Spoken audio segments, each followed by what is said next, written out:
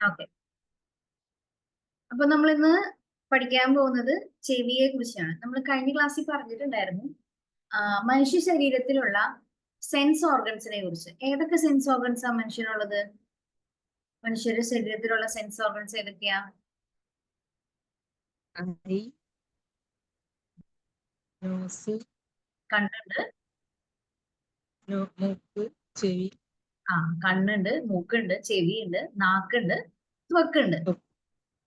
ഈ സെൻസ് ഓർഗൻസിൽ കണ്ണിനെ കുറിച്ചാണ് നമ്മൾ കഴിഞ്ഞ ക്ലാസ്സിൽ പഠിച്ചത്. കണ്ണിന്റെ അത്യാവശ്യം ഡീറ്റെയിൽ ആയിട്ട് നമ്മൾ പോയിട്ടുണ്ട്. നമുക്ക് അത് കഴിഞ്ഞുള്ള അടുത്ത സെക്ഷനിലേക്ക് കിടക്കാം. നിങ്ങൾക്ക് PDF നോട്ട് ഗ്രൂപ്പിൽ ഷെയർ ചെയ്തിട്ടുണ്ട്, കണ്ടിരുന്നു എല്ലാവരും? വേണമെങ്കിൽ നിങ്ങൾക്ക് സ്ക്രീൻ ഒന്ന് മിനിമൈസ് ചെയ്ത് വെച്ചിട്ട് ആ PDF നോട്ട് ഓപ്പൺ ആക്കാം കേട്ടോ. ഓക്കെ. പിന്നെ നമ്മൾ പഠിക്കാൻ പോകുന്ന ചെവിയെ കുറിച്ചാണ്. ചെവിയെ കുറിച്ചുള്ള പഠനത്തിനെ വിളിക്കുന്ന പേരാണ് ഓട്ടോളജി. ഓട്ടോളജി. ഓക്കെ. അപ്പൊ ഈ ചെവി എന്ന് പറയുമ്പോൾ നമ്മൾ വിചാരിക്കും കേൾക്കാനായിട്ട് ഹെൽപ്പ് ചെയ്യാൻ വേണ്ടിയിട്ടാണ് ചെവി ഇരിക്കുന്നത്. പക്ഷെ അതിനു വേണ്ടി മാത്രമല്ല, അതോടൊപ്പം തന്നെ ശരീരത്തിന്റെ തുലനാവസ്ഥ പാലിക്കാൻ കൂടി നമ്മളെ സഹായിക്കുന്ന ശരീരത്തിന്റെ ഭാഗമാണ് ചെവി എന്ന് പറയുന്നത്. ഓക്കെ. അപ്പോ കേൾക്കാൻ സഹായിക്കുന്നതിനോടൊപ്പം തന്നെ ശരീരത്തിന്റെ തുലനാവസ്ഥ പാലിക്കാൻ കൂടി നമ്മളെ എന്ത് സഹായിക്കുന്നുണ്ട്? നമ്മുടെ ചെവി സഹായിക്കുന്നുണ്ട്. അപ്പോ ചെവിയെ നമ്മള് 3 പ്രധാന ഭാഗങ്ങളായിട്ടാണ് ഡിവൈഡ് ചെയ്തിരിക്കുന്നത്. ഏതൊക്കെയാണ് പ്രധാന ഭാഗങ്ങൾ എന്ന് നമുക്ക് നോക്കാം. ഓക്കെ. ആ പിക്ചർ കണ്ടാൽ നിങ്ങൾക്ക് കുറച്ചുകൂടി ക്ലിയർ ആവും. ഇത് നമ്മുടെ SCRT ടെക്സ്റ്റിലെ ഇപ്പോ റണ്ണിംഗ് ഉള്ള 10ാം ക്ലാസ് ബാച്ചിന്റെ ടെക്സ്റ്റ് ആണ്. അതിപ്പോ അടുത്ത വർഷം ഒന്ന് റിവൈസ് ചെയ്ത് അതിന്റെ ടെക്സ്റ്റ് വരുമായിരിക്കും. അപ്പോൾ ചിലപ്പോൾ ഫിഗേഴ്സ് ഒക്കെ മാറുമായിരിക്കും. പക്ഷെ നമുക്ക് പഠിക്കാനുള്ളത് ഈ സെയിം ഫിഗർ തന്നെയാണ്. സ്ട്രക്ചേഴ്സ് ഒക്കെ സെയിം തന്നെ ആയിരിക്കുമല്ലോ. ഓക്കെ. അപ്പൊ നമ്മള് ചെവിയുടെ സ്ട്രക്ചറിനെ പൊതുവെ 3 സെക്ഷൻ ആയിട്ടാണ് ഡിവൈഡ് ചെയ്യുന്നത്. ഏതൊക്കെയാ സെക്ഷൻസ്? ഒന്ന് ബാഹ്യകർണം. ഇവിടെ എഴുതിയിട്ടുണ്ട്. ബാഹ്യകർണം എന്ന് പറഞ്ഞാൽ എന്താണ്? എക്സ്റ്റേണൽ ഇയർ, ബാഹ്യകർണം. ഓക്കെ. പിന്നെ അടുത്തത് ഏതാണ്? മധ്യകർണമുണ്ട് എന്ന് പറഞ്ഞാൽ മിഡിൽ ഇയർ. ഇനി ആന്തരകർണം എന്ന് പറഞ്ഞാൽ എന്തായിരിക്കും? Internal year. ഓക്കെ. അപ്പൊ ബാഹ്യകർണം, മധ്യകർണം, ആന്തരകർണം, ഇങ്ങനെ 3 സെക്ഷൻ ആയിട്ട് ഡിവൈഡ് ചെയ്തിട്ടാണ് നമ്മൾ ചെവിയുടെ സ്ട്രക്ചർ പഠിക്കുന്നത്. അപ്പൊ ഈ ഓരോ സ്ട്രക്ചറും എങ്ങനെയാണ്, അതിന്റെ ഉള്ളിലുള്ള ഐറ്റംസ് എന്തൊക്കെയാണ് എന്ന് നമുക്ക് ഡീറ്റെയിൽ ആയിട്ട് പഠിക്കാം. ഓക്കെ. നമുക്ക് ആദ്യത്തെ സെക്ഷനിലേക്ക് കിടക്കാം. നമുക്ക് ആദ്യം പഠിക്കാനുള്ളത് അപ്പൊ എന്തായിരിക്കും? ബാഹ്യകർണത്തെ കുറിച്ചായിരിക്കും. ബാഹ്യകർണത്തിന്റെ ഭാഗങ്ങൾ ഏതൊക്കെയാണ്? ചെവിക്കൂട, നമ്മുടെ ചെവിയുടെ പുറമെ കാണുന്ന ഈ ഒരു ചെവിക്കൂട, അവിടെ നിന്ന് ചെവിയുടെ ഉള്ളിലേക്ക് പോകുന്ന ഒരു കനാല് പോലെയുള്ള ഭാഗമുണ്ട്. അതിന് നമ്മൾ കർണനാളം എന്ന് വിളിക്കും. അതിന്റെ അറ്റത്ത് ഒരു പാട വലിച്ചു കെട്ടിയതുപോലെ നിൽക്കുന്ന ഒരു ഭാഗമാണ് കർണപടം. ഓക്കെ. അപ്പൊ ഈ 3 ഐറ്റംസ് ആണ്, അല്ലെങ്കിൽ ഈ 3 ഭാഗങ്ങളാണ് ബാഹ്യകർണത്തിന്റെ ഭാഗങ്ങളായിട്ട് വരുന്നത്. നമ്മൾ ഇംഗ്ലീഷിൽ ചെവിക്കൂടേനെ പിന്ന എന്ന് വിളിക്കും. ഓക്കെ. പിന്ന, കർണനാളം, കർണപടം, ഈ 3 ബാഹ്യകർണത്തിന്റെ ഭാഗങ്ങളായിട്ട് വരുന്നത്. ഇനി ഓരോന്നിന്റെയും ഫംഗ്ഷൻ നോക്കാം. ചെവിക്കൂടയുടെ ഫംഗ്ഷൻ എന്തായിരിക്കും? ശബ്ദ തരംഗങ്ങളെ കർണനാളത്തിലേക്ക് നയിക്കുക എന്നുള്ളതാണ് ചെവി കൂടയുടെ ഫംഗ്ഷൻ. നമുക്ക് ആ ഫിഗർ വെച്ച് ഒന്നുകൂടി പഠിക്കാം. നോക്കിയേ, ഇതാണ് ചെവിക്കൂട എന്ന് പറയുന്നത്. ശബ്ദ തരംഗങ്ങളെ ഇത് എവിടേക്ക് കടത്തിവിടും? തൊട്ടടുത്തുള്ള കർണനാളത്തിലേക്ക് കടത്തിവിടും. അതിന് ഇംഗ്ലീഷ് വാക്ക് ഓഡിറ്ററി കനാൽ എന്നാണ്. ഈ ഓഡിറ്ററി കനാൽ ഇതിലേക്ക് നയിക്കുക എന്നുള്ളതാണ് കർണനാളത്തിന്റെ ഫംഗ്ഷൻ. ഇത് കൂടാണ്ട് ഈ കർണനാളത്തിനകത്ത് ചെറിയ ചെറിയ ഹെയർസ് ഉണ്ടാകും. അതുപോലെ കർണമെഴുക് ഉണ്ടാകും. ഇതെന്തിനു വേണ്ടിയിട്ടായിരിക്കും? ഇവിടെ നിന്ന് വായു ഇതിനകത്തേക്ക് കിടക്കുന്നുണ്ടല്ലോ. വായുവിന്റെ കൂടെയുള്ള പൊടിപടലങ്ങളെയും രോഗാണുക്കളെയും ഒക്കെ ഇവിടെ വെച്ച് തടഞ്ഞു നിർത്താൻ വേണ്ടിയിട്ടാണ് കർണനാളത്തിൽ ഇതുപോലെ രോമങ്ങളും കർണമെഴുകും സിറ്റുവേറ്റ് ചെയ്യുന്നത്. ഓക്കെ. അതിനുശേഷം ഇവിടെ കാണുന്ന ഈ ഒരു സ്ട്രക്ചർ ആണ് കർണപടം എന്ന് പറയുന്നത്. കർണപടം ഇത് നമ്മുടെ ഈ എക്സ്റ്റേണൽ ഇയറിനെ, ഈ ബാഹ്യകർണത്തിനെ മധ്യകർണത്തിൽ നിന്ന് വേർതിരിക്കുന്ന ഒരു ലെയറാണ്. ഓക്കെ. അപ്പൊ ബാഹ്യകർണത്തെ മധ്യകർണത്തിൽ നിന്ന് വേർതിരിക്കുന്ന ഒരു ഭാഗമാണ് ഇത്, ഈ കർണപടം എന്ന് പറയുന്നത്. ഓക്കെ. അപ്പൊ ഇതൊരു മെംബ്രെയിൻ ഇങ്ങനെ വലിച്ചു കെട്ടിയ പോലെ ഇരിക്കാം. നമ്മൾ ഈ ബലൂണിന്റെ ഒക്കെ പീസുകൾ ഇങ്ങനെ വലിച്ചു കെട്ടിയിട്ട് തട്ടിക്കഴിയുമ്പോൾ അത് വൈബ്രേറ്റ് ചെയ്യുന്നത് കേട്ടിട്ടുണ്ടാവും. എന്ന് പറഞ്ഞതുപോലെ തന്നെ ഈ കർണപടത്തില് സൗണ്ട് വന്ന് പതിക്കുമ്പോൾ അതിങ്ങനെ വൈബ്രേറ്റ് ചെയ്യും. ഈ വൈബ്രേഷൻ ആണ് ഉള്ളിലേക്ക് ട്രാൻസ്ഫർ ചെയ്യുന്നതും അതാണ് പിന്നീട് നമ്മൾ കേൾക്കുന്നത്. ഓക്കെ, അപ്പൊ അത്രയാണ് കർണപടത്തിന്റെ പ്രധാന ഫംഗ്ഷൻ. കർണപടത്തിന് ഇംഗ്ലീഷിൽ ടിംബാനം എന്നാണ് പറയാം. ഓക്കെ, നമുക്ക് ബാക്കിയുള്ള പോർഷൻസ് ഒന്ന് വായിക്കാം. അപ്പൊ ശബ്ദ തരംഗങ്ങളെ കർണപടത്തിലേക്ക് നയിക്കുന്ന ചെവിയുടെ ഭാഗമാണ് കർണനാളം, ഓഡിറ്ററി കനാൽ. ഇനി ചെവിക്കുള്ളിലെ സവിശേഷ ഗ്രന്ഥികളായ മെഴുക ഗ്രന്ഥികൾ കാണപ്പെടുന്നത് എവിടെയാണ്? കർണനാളത്തിലാണ് കാണപ്പെടുന്നത്. ഇനി മധ്യകർണത്തെ ബാഹ്യകർണത്തിൽ നിന്നും വേർതിരിക്കുന്ന വൃത്താകൃതിയിലുള്ള സ്ഥലം, സ്ഥലം എന്ന് വെച്ചാൽ പാട പോലെ കണ്ടാൽ മതി ട്ടോ. ആ സ്ഥലത്തിനെ പറയുന്ന പേരാണ് കർണപടം. ഈ കർണപടത്തിന്റെ പ്രത്യേകത എന്താ? ശബ്ദ തരംഗങ്ങൾക്കനുസരിച്ച് ഇത് കമ്പനം ചെയ്യും. ഓക്കെ, ഇനി മധ്യകർണത്തിന്റെ പ്രധാന ഭാഗങ്ങൾ നമ്മള് ഇപ്പോ പുറമേയുള്ള ഭാഗം കഴിഞ്ഞു കേട്ടാ. ബാഹ്യകർണത്തിന്റെ 3 ഭാഗങ്ങൾ കഴിഞ്ഞു. ചെവിക്കൂട ഇതെന്ത് ചെയ്യും? ശബ്ദ തരംഗങ്ങളെ കർണനാളത്തിലേക്ക് കടത്തിവിടും. കർണനാളത്തിന്റെ ഫംഗ്ഷൻ എന്താ? ശബ്ദ തരംഗങ്ങളെ ടിംബാനത്തിലേക്ക് അല്ലെങ്കിൽ കർണപടത്തിലേക്ക് കടത്തിവിടും. പിന്നെ ഇവിടെ കുറച്ച് ഹെയർ സെല്ലുകളും കർണമെഴുകും ഉണ്ടാകും.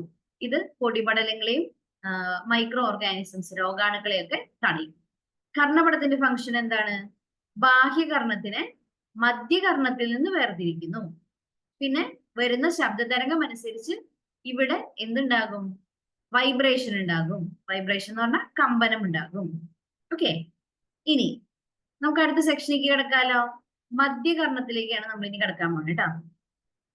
അപ്പോ ബാഹ്യകർണം കഴിഞ്ഞു, അടുത്തത് മധ്യകർണം.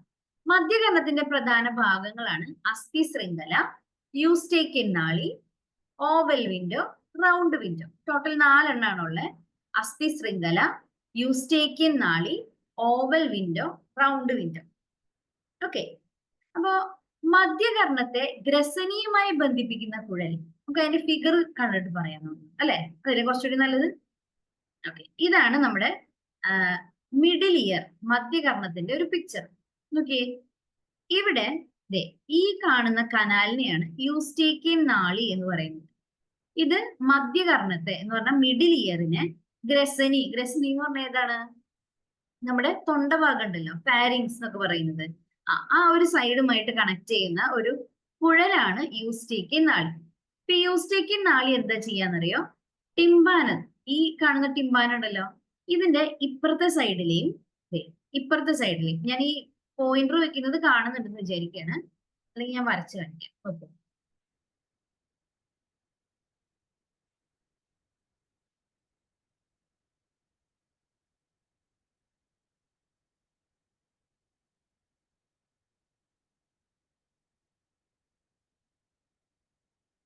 കേട്ടാ, ഇതാണ് നമ്മുടെ ടിംബാനം.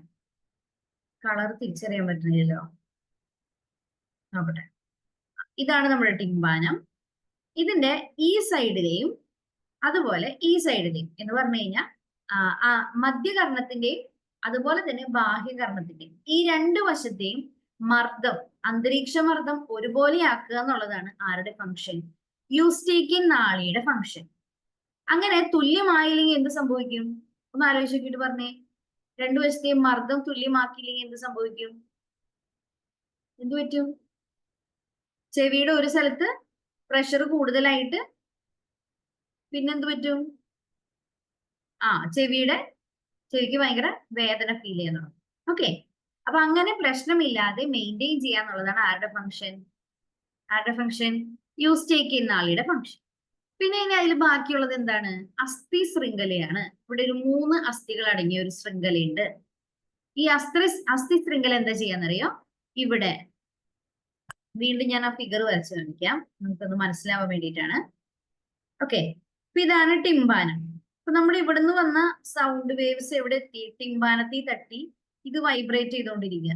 ഈ വൈബ്രേഷൻസ് നോക്കി, ആദ്യത്തെ എല്ല്, ഇതിന്റെ പേര് മാലിയസ് എന്നാണ്. അപ്പൊ മാലിയസിൽ വന്ന് വൈബ്രേഷൻ കിട്ടി. അതിനെ അടുത്തത് എവിടേക്ക് കൊടുക്കും? ഇൻകസിലേക്ക് കൊടുക്കും. അതിനെ സ്റ്റേപ്പിസിലേക്ക് കൊടുക്കും. ഇങ്ങനെ മാലിയസ്, ഇൻകസ്, സ്റ്റേപ്പിസ്, ഈ 3 എല്ലുകളിലൂടെ കടന്നിട്ടാണ് ഇത് തൊട്ടടുത്തിട്ടുള്ള കോക്ലിയയിലേക്ക് കടക്കുക.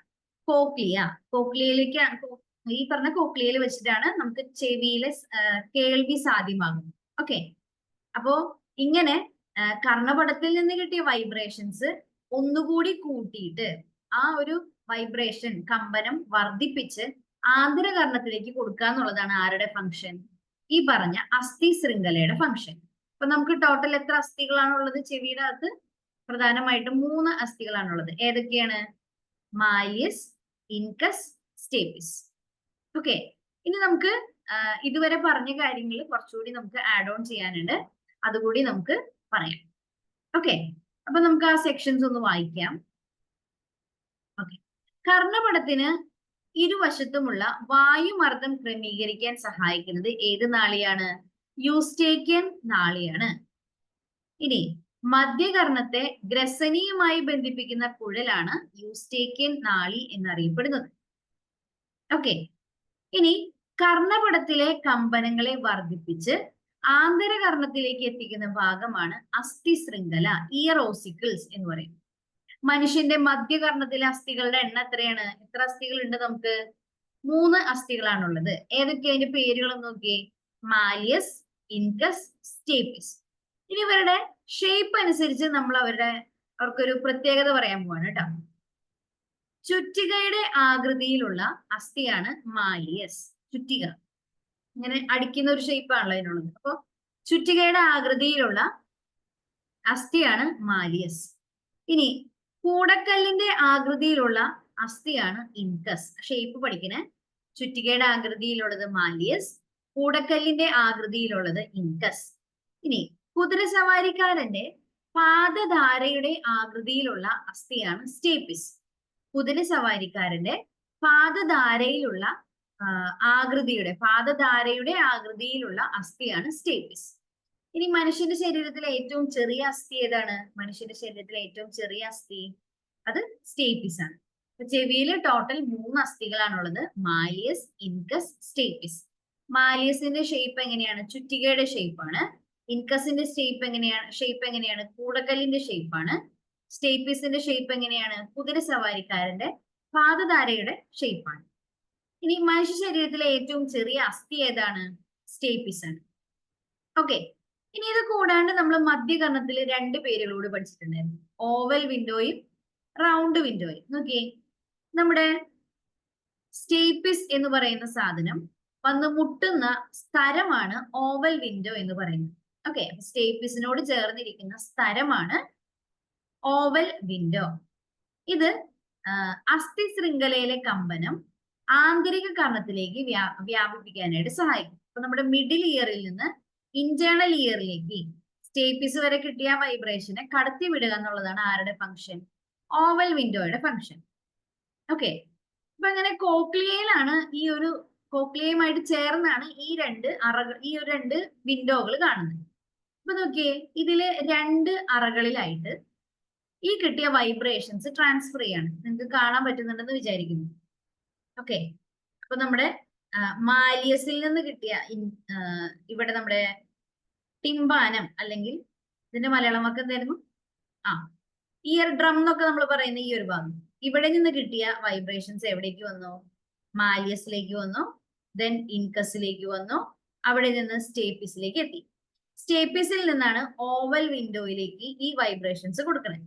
ഈ വൈബ്രേഷൻസ് കോക്ലിയയുടെ ആദ്യത്തെ ഇത് കാണുന്ന മുകളിലെ അറയാണ്. ഈ അറയിലുള്ളിൽ ഒരു ദ്രാവകമുണ്ട്. ആ ദ്രാവകം ഏതാന്നൊക്കെ നമ്മൾ പഠിക്കും. ആ ദ്രാവകത്തിലേക്ക് വൈബ്രേഷൻസ് പാസ് ചെയ്യും. ഓക്കെ, അപ്പൊ ഇത് വൈബ്രേറ്റ് ചെയ്യുന്നതനുസരിച്ച് ഇതിന്റെ ഉള്ളിലുള്ള ലിക്വിഡ്, ആ ദ്രവം ഇങ്ങനെ പതിയെ മൂവ് ചെയ്യുമല്ലോ. അപ്പൊ അതിനനുസരിച്ച് ആ ദ്രവം ഒന്നുകൂടി ചലിക്കാനായിട്ട് സഹായിക്കാനാണ് ഇവിടെ റൗണ്ട് വിൻഡോ എന്നറിയപ്പെടുന്ന 2ാമത്തെ ഭാഗമുള്ളത്. അപ്പൊ കോക്ലിയക്കകത്തുള്ള ദ്രവത്തിന്റെ ചലനത്തിനെ സഹായിക്കാനാണ് എന്തിരിക്കുന്നത്? റൗണ്ട് വിൻഡോ ഇരിക്കുന്നത്. ഈ ഓവൽ വിൻഡോയും റൗണ്ട് വിൻഡോയും ഏതിന്റെ ഭാഗമാണ്? മധ്യകർണത്തിന്റെ ഭാഗമാണ്. ഓക്കെ, ഒന്നുകൂടി പറയാണ്, ശ്രദ്ധിച്ചു കേട്ടോളെ. ഓവൽ വിൻഡോ എന്ന് പറയുന്നത് സ്റ്റേപ്പിസിനോട് ചേർന്നിരിക്കുന്ന സ്ഥലമാണ്. ഇതെന്താ ചെയ്യാ? നമുക്ക് ഇതുവരെ അസ്ഥികളിലൂടെ, ഈ അസ്ഥി ശൃംഖലയിലൂടെ വന്ന കമ്പനങ്ങളെ ആന്തരിക കർണത്തിലേക്ക് എന്ന് പറഞ്ഞാൽ കോക്ലിയയിലേക്ക് കടത്തിവിടാണ്. കോക്ലിയയിലെ അറകളിനകത്ത് എന്തുണ്ട്? ഒരു ദ്രവം നിറഞ്ഞിരിക്കുന്നുണ്ട്. ആ ദ്രവത്തിന്റെ പേര് നമ്മൾ പഠിക്കും കേട്ടോ, അതിപ്പോ ഞാൻ പറയുന്നില്ല. ആ ദ്രവം വൈബ്രേറ്റ് ചെയ്യാനായിട്ട് സഹായിക്കലാണ് ആരുടെ ഫംഗ്ഷൻ? ഓവൽ വിൻഡോയുടെ ഫംഗ്ഷൻ. ഓക്കെ, അതിനുശേഷം ഈ വൈബ്രേഷൻസ് എവിടെ എത്തും? റൗണ്ട് വിൻഡോയിൽ എത്തും. അപ്പൊ റൗണ്ട് വിൻഡോ എന്ത് ചെയ്യുന്നു വെച്ച് കഴിഞ്ഞാൽ ഈ കോക്ലിയയ്ക്ക് അകത്തുള്ള ദ്രവത്തിന്റെ ചലനത്തിനെ ഒന്നുകൂടി നന്നായിട്ട് സ്വാധീനിക്കും. അപ്പൊ ആ വൈബ്രേഷൻസ് ഒന്നുകൂടി കൂടും. അപ്പോ നമ്മൾ ചെവിയിലേക്ക് കണക്ട് ചെയ്ത സൗണ്ടിനെ കുറച്ചുകൂടി നല്ല വൈബ്രേഷൻസ് ആയിട്ട് കോക്ലിയയ്ക്ക് അകത്ത് എക്സ്പീരിയൻസ് ചെയ്യാം. ക്ലിയർ ആണോ പറഞ്ഞത്? ഈ പറഞ്ഞത് ഒന്നുകൂടി റിപ്പീറ്റ് ചെയ്ത് പറയേണ്ടതുണ്ടെങ്കിൽ പറയാം.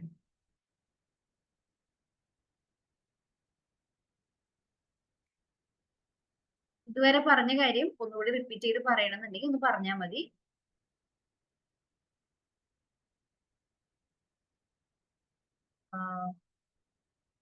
ക്ലിയർ ആണെന്ന് വിചാരിക്കുകയാണ്.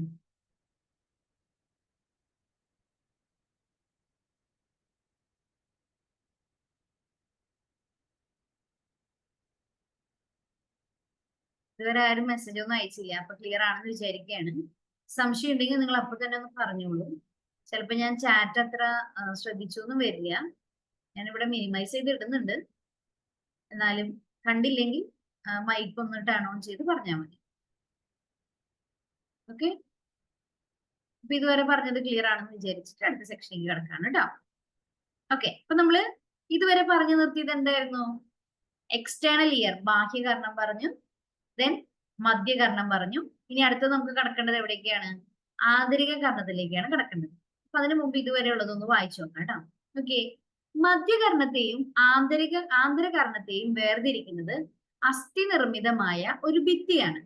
ഈ ഭിത്തിയില് സ്തരങ്ങളാൽ അടയ്ക്കപ്പെട്ട രണ്ട് സുഷിരങ്ങളുണ്ട്. അതിലെ മുകളിലെ സുഷിരത്തിനെ ഓവൽ വിൻഡോ എന്ന് പറയുന്നു.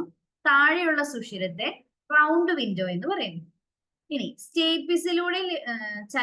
സ്റ്റേപ്പിസിന്റെ ചലനത്തിലൂടെ കോക്ലിയയിലെ ദ്രവത്തിന്റെ ചലനത്തിന് സഹായിക്കുന്ന ഭാഗമാണ് ഓവൽ വിൻഡോ എന്ന് പറയുന്നത്. ഓക്കെ, ഇനി അടുത്തത് ഇത്രയും നമ്മൾ പറഞ്ഞ കാര്യമായതുകൊണ്ട് അവിടെ വെച്ച് നിർത്തുകയാണ്. ഇനി ആന്തര കർണത്തിലേക്ക് കിടക്കാണ് കേട്ടോ. അപ്പൊ ഈ ഒച്ചിന്റെ ആകൃതിയിൽ കാണുന്ന ഈ ഒരു ഷേപ്പ് ഉണ്ടല്ലോ, ഇതിനെയാണ് നമ്മൾ കോക്ലിയ എന്ന് പറയുന്നത് കേട്ടോ. ഒച്ചിന്റെ ആകൃതിയിൽ കാണുന്നത്. ഇനി ഇതിന്റെ ബാക്കി ഭാഗങ്ങൾ നോക്കാം. അർദ്ധവൃത്താകാര കുഴലുകൾ ഇവിടെ 1, 2, 3 കുഴലുകൾ കാണാം. അത് വന്ന് ചേരുന്ന ഈ വലിപ്പം കൂടിയ ഭാഗമാണ് വെസ്റ്റിബ്യൂൾ. ഇനി ഇത് വെസ്റ്റിബ്യുലാർ നാഡി എന്ന് പറയുന്നു. ഇതാണ് ശ്രവണ നാഡി. നമ്മള് കണ്ണിന്റെ കേസിൽ ഒപ്റ്റിക് നെർവ് എന്ന് പറഞ്ഞില്ലേ, അതുപോലെ തന്നെ ചെവിയിൽ നിന്ന് ബ്രെയിനിലേക്ക് ഇമ്പൾസസിനെ കൊണ്ടുപോകാൻ സഹായിക്കുന്ന നാഡിയാണ് ശ്രവണ നാഡി. ഓക്കെ, അപ്പൊ ആന്തരകർണത്തിന് ഏതൊക്കെ ഭാഗങ്ങളുള്ള? കോക്ലിയാണ് പ്രധാന ഭാഗം. വെസ്റ്റിബ്യൂൾ ഉണ്ട്, അർദ്ധവൃത്താകാര കുഴലുകളുണ്ട്, വെസ്റ്റിബ്യുലാർ നാഡികളുണ്ട്, ശ്രവണ നാഡികളുണ്ട്. ഓക്കെ, ഇനി ഇത് ഓരോന്നിന്റെയും ഫംഗ്ഷൻ എന്താ നമുക്ക് നോക്കണം കേട്ടോ. ഇനി തലയോടിന്റെ അസ്ഥി നിർമ്മിതമായ അറയ്ക്കുള്ളിൽ സ്ഥിതി ചെയ്യുന്ന ഭാഗമാണ് ആന്തരകർണം. നമ്മുടെ തലയോടിനുള്ളില് ചെവിയുടെ ഈ ആന്തരകർണത്തിന് വേണ്ടിയിട്ട് സ്പെഷ്യൽ ആയിട്ട് ഒരു അസ്ഥി നിർമ്മിതമായ എല്ലുകൊണ്ട് തന്നെ ഉണ്ടാക്കിയ ഒരു അറയുണ്ട്. ആ അറയ്ക്കകത്താണ് ആന്തരകർണം സ്ഥിതി ചെയ്യുന്നത്. ഈ ആന്തരകർണത്തിന്റെ മുഖ്യ ഭാഗങ്ങൾ എന്ന് പറയുന്നത് വൃത്താകാര കുഴലുകള്, വെസ്റ്റിബ്യൂൾ, കോക്ലിയ, ഈ 3 എണ്ണമാണ്. ഇനി ഇതിനുള്ളിൽ നിറഞ്ഞിരിക്കുന്ന ദ്രാവകങ്ങള് എൻഡോലിം, പെരിലിം, 2 ടൈപ്പ് ദ്രവങ്ങളാണ് ഇതിന്റെ ഉള്ളിലുള്ളത്. അപ്പൊ നിങ്ങൾക്കത് അടുത്ത സ്റ്റേറ്റ്മെന്റ്സ് വായിക്കുമ്പോൾ ചിലപ്പോൾ ഒരിത്തിരി കൺഫ്യൂഷൻ ഉണ്ടാകും. അപ്പൊ പറയുന്നതൊന്ന് ശ്രദ്ധിച്ചു കേൾക്കാം കേട്ടോ. നമ്മൾ പറഞ്ഞു നമ്മുടെ തലയോടിന്റെ ഉള്ളില് അസ്ഥി കൊണ്ടുണ്ടാക്കിയ ഒരു കാവിറ്റി പോലെ, ഒരു അറ പോലെ, ഒരു ചേംബർ പോലെ ഉണ്ടാക്കി വെച്ചിട്ടുണ്ട്. ആ ചേംബറിന്റെ അകത്ത് എൻഡോലിംഫ് എന്ന് പറയുന്ന അതിനുള്ളില് പെരിലിംഫ് എന്ന് പറയുന്ന ഒരു ഒരു സെക്കൻഡ് കേട്ടോ. നിങ്ങൾക്ക് അത് വായിക്കാനായിട്ട് താഴേക്ക് ഒരു ബോക്സ് തരുന്നുണ്ട്. ഇത് നമ്മുടെ SSCRT ടെക്സ്റ്റിലുള്ളതാണ് കേട്ടോ. ഓക്കെ, അപ്പൊ നമ്മുടെ ആന്തരകർണം സ്ഥിതി ചെയ്യുന്നത് തലയോടിന്റെ ഉള്ളിലെ അസ്ഥി നിർമ്മിതമായ ഒരു അറയ്ക്കകത്താണ്. ഈ അറയ്ക്കകത്ത് ഒരു ഫ്ലൂയിഡ് നിറഞ്ഞിരിക്കുന്നുണ്ടാവും. ഓക്കെ, ആ ഫ്ലൂയിഡിന് അകത്താണ് നമ്മൾ ഈ പറയുന്ന നമ്മുടെ കോക്ലിയയും അതുപോലെ തന്നെയുള്ള ബാക്കി പാർട്സും സ്ഥിതി ചെയ്യുന്നത്. ഓക്കെ, ഇതിനെ ഈ ലിക്വിഡുമായിട്ട് കോണ്ടാക്ട് വരാതിരിക്കാനായിട്ട് അതിന് പുറമെ ഒരു പാളി, ഒരു ചെറിയൊരു ലെയർ കൊടുത്തിട്ടുണ്ടാവും, ഒരു പ്രൊട്ടക്റ്റീവ് ലെയർ. നമ്മൾ അതിനെ സ്ഥരത്തിന്റെ പാളി എന്നാണ് പറയുന്നത്. സ്ഥരം കൊണ്ടുണ്ടാക്കിയ ഒരു അറ എന്ന് വേണമെങ്കിൽ നമുക്ക് പറയാം. ഓക്കെ, അപ്പൊ ആന്തരകർണം സ്ഥിതി ചെയ്യുന്നത് തലയോടിനകത്തുള്ള അസ്ഥി നിർമ്മിതമായ ഒരു അറയ്ക്കകത്താണ്. ആ അസ്ഥി നിർമ്മിതമായ അറയ്ക്കകത്ത് ഒരു ദ്രവം നിറച്ചു വെച്ചിട്ടുണ്ട്. അതിന്റെ ഉള്ളിൽ സ്ഥലം കൊണ്ട് നിർമ്മിച്ച വേറൊരു അറയുണ്ട്. പറഞ്ഞത് ക്ലിയർ ആണെന്ന് വിചാരിക്കും. ഞാൻ വേണമെങ്കിൽ ഒന്ന് ഫിഗർ വരച്ച് കാണിക്കാം, കൂടുതൽ കോംപ്ലിക്കേറ്റ് ആക്കണ്ടെന്ന് വിചാരിച്ചിട്ടാണ് കേട്ടോ. ഓക്കെ, അപ്പൊ ഇതാണ് നമ്മുടെ തലയോടിന്റെ ഉള്ളിലുള്ള അസ്ഥി നിർമ്മിതമായ അറ എന്ന് വിചാരിക്കും. ഓക്കെ, അതിനുള്ളിൽ സ്ഥലം കൊണ്ട് നിർമ്മിച്ച മറ്റൊരു അറ കൂടിയുണ്ട്. പറഞ്ഞത് ക്ലിയർ ആണെന്ന് വിചാരിക്കും. ഓക്കെ, അപ്പൊ സ്ഥലത്തിന്റെ അറ ഈ ഉള്ളിൽ കാണുന്ന ഈ ഭാഗത്തിനുള്ളില് ഉള്ളിൽ എൻഡോലിംഫ് എന്ന് പറയുന്ന ദ്രവമാണ് നിറഞ്ഞിട്ടുണ്ടാവുക.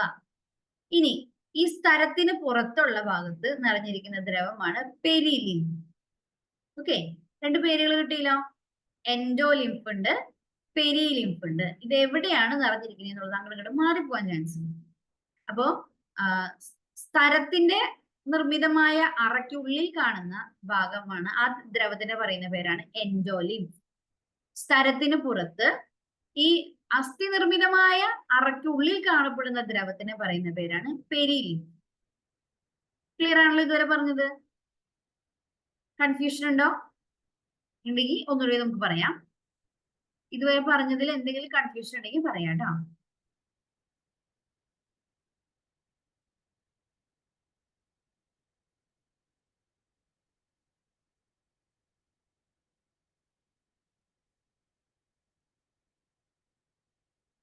എന്തെങ്കിലും സംശയം ഉണ്ടോ ഇപ്പൊ പറഞ്ഞ കാര്യത്തില്?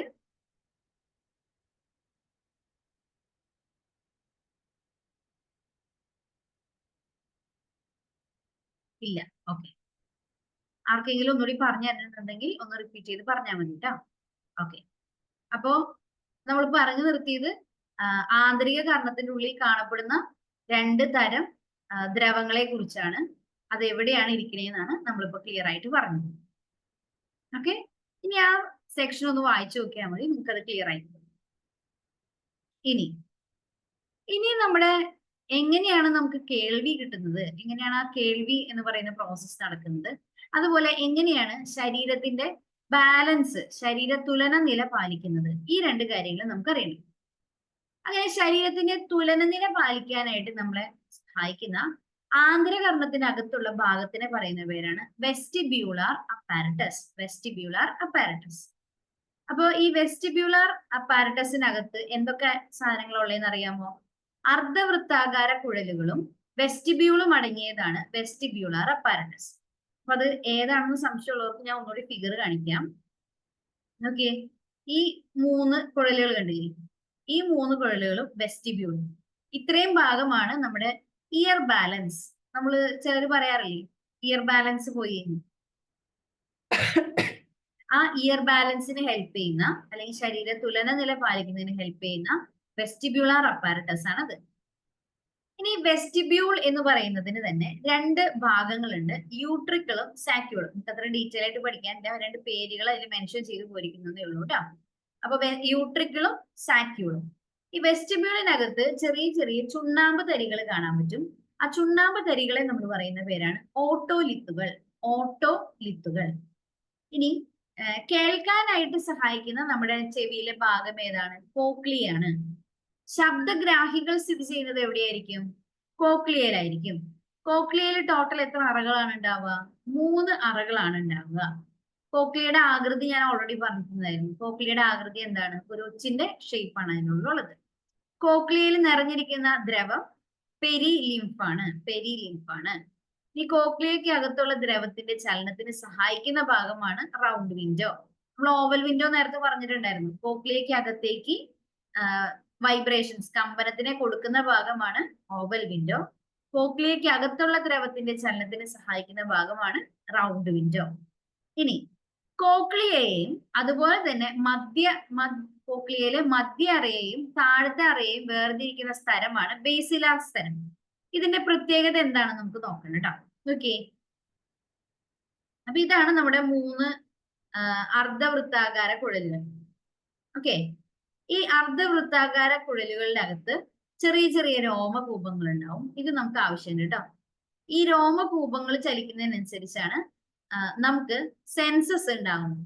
ഓക്കെ, കേൾവി എന്ന് പറയുന്ന സെൻസ് ഉണ്ടാവുന്നത്. അപ്പൊ നമുക്ക് ആദ്യം എങ്ങനെയാണ് കേൾവി ഉണ്ടാകുന്നത് എന്ന് പഠിച്ചു കഴിഞ്ഞിട്ട് ഏതിലേക്ക് കിടക്കാം? ബാലൻസ് ഉണ്ടാവുന്നത് എങ്ങനെയാന്ന് പഠിക്കാം. ഓക്കെ, അതിനാണ് ഞാൻ ഇവിടെ ഒരു സെക്ഷൻ ആഡ് ചെയ്തിരിക്കുന്നത്. ഇത് നമുക്കൊന്ന് വായിക്കാം കേട്ടോ. അപ്പോ കോക്ലിയ എന്ന് പറയുന്നത് ഒച്ചിന്റെ തോട് പോലെ ചുരുണ്ടിരിക്കുന്ന ഭാഗമാണ്. ഇതിന് 3 അറകളാണ് ഉള്ളത്. ഓക്കെ, നമ്മൾ ഓൾറെഡി പറഞ്ഞു ഒച്ചിന്റെ തോട് പോലെ ഈ ഇങ്ങനെ ചുരുണ്ടിരിക്കുന്ന ഈ ഭാഗത്തിന് എത്ര അറകളുണ്ട്? 3 അറകളുണ്ട്. ഓക്കെ, അതിലെ മധ്യ അറയെയും അതുപോലെ തന്നെ താഴത്തെ അറയെയും തമ്മിൽ വേർതിരിക്കുന്ന മെംബ്രെയിന്റെ പേരാണ് ബേസിലാർ മെംബ്രെയിൻ അല്ലെങ്കിൽ ബേസിലാർ സ്തരം. ഈ സ്ഥലത്തിൽ കാണപ്പെടുന്ന സവിശേഷ രോമകൂപങ്ങളുണ്ട്. ആ ഫിഗർ ഞാൻ ഓൾറെഡി കാണിച്ചു തന്നിട്ടുണ്ടായിരുന്നു, രോമകൂപങ്ങൾ അടങ്ങിയ ഭാഗം. ഞാൻ ആ ഫിഗർ ഒന്ന് നോക്കിക്കാൻ പറഞ്ഞിട്ടുണ്ടായിരുന്നു, ഓർമ്മയുണ്ടോ? എവിടെയാണത്? ഓക്കെ, നോക്കിയേ, കണ്ടോ രോമകൂപങ്ങൾ? കണ്ടോ? ഈ രോമകൂപങ്ങളാണ് നമുക്ക് എന്തിനു സഹായിക്കുന്നത്? കേൾക്കാനായിട്ട് സഹായിക്കുന്നത്. ഓക്കെ, ഈ സവിശേഷ രോമകൂപങ്ങളാണ് ശബ്ദഗ്രാഹികളായിട്ട് പ്രവർത്തിക്കുന്നത്. നമ്മൾ കണ്ണിലെ 2 ഗ്രാഹികളെ കുറിച്ച് പറഞ്ഞിട്ടുണ്ടായിരുന്നു. ഏതായിരുന്നു കണ്ണിലെ ഗ്രാഹികള്? കണ്ണില് നമ്മൾ 2 ടൈപ്പ് സെല്ലുകൾ ഉണ്ടെന്ന് പഠിച്ചു. ഏത് സെല്ലുകളായിരുന്നു? ഏത് സെല്ലുകളായിരുന്നു? റോഡ് സെല്ലുകളും കോണ് സെല്ലുകളും. അതുപോലെ തന്നെ നമ്മൾ ഇവിടെ കേൾക്കാനായിട്ട് സഹായിക്കുന്ന 2 ഗ്രാഹികളാണ് ഈ രോമകൂപങ്ങൾ. 2 ഗ്രാഹികളല്ല, ഗ്രാഹികളാണ് രോമകൂപങ്ങൾ. ഓക്കെ, അപ്പൊ ഈ ബേസിലാർ സ്തരവും അതിനോട് ചേർന്ന് കാണുന്ന രോമകൂപങ്ങളും ചേർന്നതിനെ നമ്മൾ വിളിക്കുന്ന പേരാണ് organ of quartile. Organ of quartile. Organ of quartile എന്ന് പറയുന്നത് ഏതൊക്കെ സാധനങ്ങൾ ചേർന്നതാണ്? ബേസിലാർ സ്തരവും അതുപോലെ തന്നെ രോമകൂപങ്ങളും ചേർന്നതാണ് ഓർഗൻ ഓഫ് കോർട്ടൈൽ. ഇനി പറയുന്ന കാര്യം ശ്രദ്ധിക്കണം. ഇപ്പൊ ബാഹ്യകർണത്തിലൂടെ എത്തുന്ന ശബ്ദ തരംഗങ്ങൾ എവിടേക്ക് വന്നു? കർണപടത്തിനെ വൈബ്രേറ്റ് ചെയ്യിപ്പിച്ചു. ആ വൈബ്രേഷൻസ് എവിടേക്ക് വന്നു? അസ്ഥി ശൃംഖലയിലേക്ക് വന്നു. അസ്ഥി ശൃംഖലയിൽ നിന്ന് ആ ചലനം ഓവൽ വിൻഡോയിലേക്ക് കടന്നു. ഓവൽ വിൻഡോയിലൂടെ കോക്ലിയയിലെ ദ്രവം എന്ത് ചെയ്യാൻ തുടങ്ങി? കമ്പനം ചെയ്യാൻ തുടങ്ങി. ഈ കമ്പനത്തിന്റെ ഫലമായിട്ട് കോക്ലിയയിലെ ദ്രവം ചലിക്കൂലോ, അത് കാരണം ഓർഗൻ ഓഫ് കോർട്ടയിലെ രോമകൂപങ്ങൾ എന്ത് ചെയ്യപ്പെടും? ഉത്തേജിപ്പിക്കപ്പെടും. ഓക്കെ, ഇതിനുള്ളിൽ ഈ കാണുന്ന ഭാഗത്താണ് ഈ ഫ്ലൂയിഡ് ഇങ്ങനെ മൂവ് ചെയ്തുകൊണ്ടിരിക്കുന്നത്. ഇത് അങ്ങോട്ടും ഇങ്ങോട്ടും അങ്ങോട്ടും ഇങ്ങോട്ടും കമ്പനം അനുസരിച്ച് മൂവ് ചെയ്തുകൊണ്ടിരിക്കുകയാണ്. സ്വാഭാവികമായിട്ടും ഇവിടെയുള്ള ഈ രോമകൂപങ്ങൾ എന്ത് ചെയ്യാൻ തുടങ്ങും? ആ വന്ന സൗണ്ടിനനുസരിച്ച് അങ്ങോട്ടും ഇങ്ങോട്ടും മൂവ് ചെയ്യാൻ തുടങ്ങും. ഓക്കെ, ഇങ്ങനെ മൂവ് ചെയ്യുന്നത് വഴിയായിട്ട് രോമകൂപങ്ങളിലൂടെ എന്തുണ്ടാകും? ആവേഗങ്ങൾ ഉണ്ടാകും. ഈ ആവേഗങ്ങൾ നേരെ എവിടെ എത്തും? നമ്മുടെ സെറിബ്രത്തിൽ എത്തും. അങ്ങനെ കേൾവി എന്ന അനുഭവം സാധ്യമാകുന്നു. ഓക്കെ, ആ വന്ന വഴി ഒന്നുകൂടി പറയാണ്, ശ്രദ്ധിച്ചു കേട്ടോളൂ കേട്ടോ. അപ്പൊ നമ്മുടെ ബാഹ്യകർണത്തിലൂടെ എത്തിയ ശബ്ദ തരംഗങ്ങൾ എവിടെ എത്തി? കർണപടത്തെ വൈബ്രേറ്റ് ചെയ്യിപ്പിച്ചു. ആ വൈബ്രേഷൻസ് എവിടേക്ക് വന്നു? അസ്ഥി ശൃംഖലയിലേക്ക് കൊടുത്തു. ഈ അസ്ഥി ശൃംഖലയുടെ ചലനം ഓവൽ വിൻഡോയിലേക്ക് വന്നു. ഓവൽ വിൻഡോ വഴി അത് എവിടേക്ക് എത്തി? കോക്ലിയയിൽ നിറഞ്ഞിരിക്കുന്ന ദ്രവത്തിലേക്ക്, പെരിലിംഫിലേക്ക് എത്തി. ഈ പെരിലിംഫ് ചലിക്കുമ്പോൾ, അതായത് നോക്കിയേ, പെരിലിംഫ് ഇതിനകത്തിരിക്കുകയാണ്. അത് ഇങ്ങനെ ചലിക്കുമ്പോൾ ഇതിനകത്തുള്ള ഈ ഓർഗൻ ഓഫ് കോർട്ടയിലെ ബാസിലർ മെംബ്രെയിന് പുറത്തുള്ള രോമകൂപങ്ങൾ എന്ത് ചെയ്യാൻ തുടങ്ങും? പതിയെ അങ്ങോട്ടും ഇങ്ങോട്ടും ചലിക്കാനായിട്ട് തുടങ്ങും. അത് കാരണം രോമകൂപങ്ങൾ ഉത്തേജിക്കപ്പെടുകയും ആവേഗം എന്ന് പറഞ്ഞ ഇമ്പൾസസ്, ഇലക്ട്രിക്കൽ ഇമ്പൾസ് പോലെ ഫോം ചെയ്യും. ഈ ഇമ്പൾസ് നേരെ എവിടേക്ക് വരും? നമ്മുടെ ശ്രവണ നാഡി വഴി സെറിബ്രത്തിലെത്തി അങ്ങനെ ചെവി അല്ലെങ്കിൽ ചെവിയിലൂടെ കേൾവി എന്ന അനുഭവം സാധ്യമാകും. പറഞ്ഞത് ക്ലിയർ ആണോ? ഇതൊന്നുകൂടി പറയേണ്ടതുണ്ടോ? എങ്ങനെയാണ് കേൾവി എന്ന അനുഭവം സാധ്യമാകുന്നതെന്നുള്ളത്?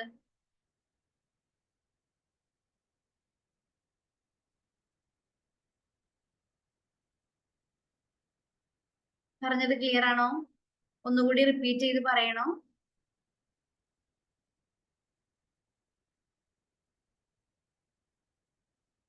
നമ്മൾ കുറെ പേരുകൾ പറയണമെന്നേ ഉള്ളൂ. പറഞ്ഞ കാര്യം ഭയങ്കര സിമ്പിൾ ആണ്. ഓക്കെ ആണെന്നുണ്ടെങ്കിൽ ഞാൻ ആ ഇയർ ബാലൻസ് എന്നുള്ള സെക്ഷനിലേക്ക് കിടക്കാം.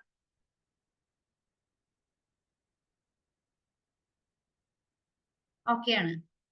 ഓക്കെ, ശരി. അങ്ങനെയാണെങ്കിൽ നമുക്ക് ആ ഇയർ ബാലൻസ് എന്നുള്ള സെക്ഷനിലേക്ക് കിടക്കാം. എങ്ങനെയാണ് ബാലൻസ്? ഓക്കെ, അപ്പൊ ശരീര തുലന നില പാലിക്കുന്നത് നമ്മുടെ തലയുടെ ചലനത്തിനെ ആസ്പദമാക്കിയിട്ടാണ്. അപ്പൊ തല ഇങ്ങനെ നമ്മൾ ഫ്രണ്ടിലേക്കോ ബാക്കിലേക്കോ സൈഡിലേക്കോ ഒക്കെ ചലിപ്പിക്കുമ്പോൾ നമ്മുടെ ആന്തരകർണത്തിനകത്ത് വെസ്റ്റിബ്യൂൾ ഉണ്ടല്ലോ, അതുപോലെ തന്നെ അർദ്ധവൃത്താകാര കുഴലുകളിലുമുള്ള എൻഡോലിംഫിന് എന്തുണ്ടാവും? ചലനം ഉണ്ടാവും. ഓക്കെ, ഇതിങ്ങനെ ചലിക്കുന്നത് വഴിയായിട്ട് അവിടെയുള്ള ബാസിലാർ മെംബ്രെയിനിലെ രോമകൂപങ്ങൾ ചലിക്കൂല. അതുവഴി ഉണ്ടാകുന്ന ആവേഗങ്ങള് നമ്മൾ ആ ഫിഗറിനകത്ത് ഒരു വെസ്റ്റിബ്യൂളാർ നാഡി കണ്ടായിരുന്നു, ഓർമ്മയുണ്ടോ? വെസ്റ്റിബ്യൂളാർ നാഡി. ഓക്കെ, നമ്മൾ തല ചലിക്കുന്നതനുസരിച്ച് ഈ വൃത്താകാര കുഴലിനകത്തുള്ള എൻഡോലിംഫ് ചലിക്കും. ഇവിടെ എന്തുണ്ട്? രോമകൂപങ്ങളുണ്ട്. ആ രോമകൂപങ്ങൾ ഉത്തേജിക്കപ്പെടും. ആ ഇമ്പൾസസ് ഇവിടെ കാണുന്ന വെസ്റ്റിബ്യൂളാർ നാഡി വഴി എവിടേക്ക് ചെല്ലും? സെറിബെല്ലത്തിലേക്ക് ചെല്ലും. സെറിബ്രത്തേക്ക് അല്ല ചെല്ല, സെറിബെല്ലത്തിലേക്കാണ് ചെല്ല. അവിടെയാണ് നമ്മുടെ ബോഡിയുടെ ബാലൻസ് നടക്കുക, അല്ലെ? അങ്ങനെ സെറിബെല്ലത്തിലെത്തി ആ സെറിബെല്ലം എന്ത് ചെയ്യും? ശരീരത്തിന്റെ തുലനത പാലിക്കാനായിട്ട് സഹായിക്കും. പറഞ്ഞത് ക്ലിയർ ആണോ? വേണമെങ്കിൽ ആ ഫിഗർ വെച്ച് ഒന്നുകൂടി പറഞ്ഞുതരാം. ഒന്നുകൂടി നോക്കാം. നോക്കിയേ, വെസ്റ്റിബ്യൂളിനകത്തും അതുപോലെ അർദ്ധവൃത്താകാര കുഴലിനകത്തും എൻഡോലിംഫ് എന്ന് പറയുന്ന ദ്രവം ഇരിക്കുന്നുണ്ട്. അപ്പൊ നമ്മൾ തല ഇങ്ങനെ ചലിപ്പിക്കുന്ന അനുസരിച്ച് ഈ ദ്രവവും എന്ത് ചെയ്യുന്നുണ്ട്? അങ്ങോട്ടും ഇങ്ങോട്ടും മൂവ് ചെയ്യുന്നുണ്ട്. അതിന്റെ ഫലമായിട്ട് ഈ വെസ്റ്റിബ്യൂളിനും അർദ്ധവൃത്താകാര കുഴലുകളിലുമുള്ള ഫ്ലൂയിഡ് ചലിക്കുമ്പോൾ ഇവിടെ കാണുന്ന വെസ്റ്റിബ്യൂളിനകത്ത് കാണുന്ന രോമകൂപങ്ങൾ എന്ത് ചെയ്യപ്പെടും? ഉത്തേജിക്കപ്പെടും. രോമകൂപങ്ങളുടെ ഉത്തേജനം വഴിയായിട്ട് ഇവിടെ നിന്ന് ഇമ്പൾസ്, ആവേഗങ്ങൾ ഉണ്ടാകും. ഈ ആവേഗങ്ങള് വെസ്റ്റിബ്യൂളാർ നാഡി വഴി എവിടേക്ക് ചെല്ലും? നമ്മുടെ സെറിബെല്ലത്തിലേക്ക് ചെല്ലും. സെറിബ്രം അല്ല, സെറിബെല്ലത്തിലേക്ക് ചെല്ലും. അപ്പൊ ബോഡി എന്ത് ചെയ്യാൻ തുടങ്ങും? ബാലൻസ് ചെയ്യപ്പെടും.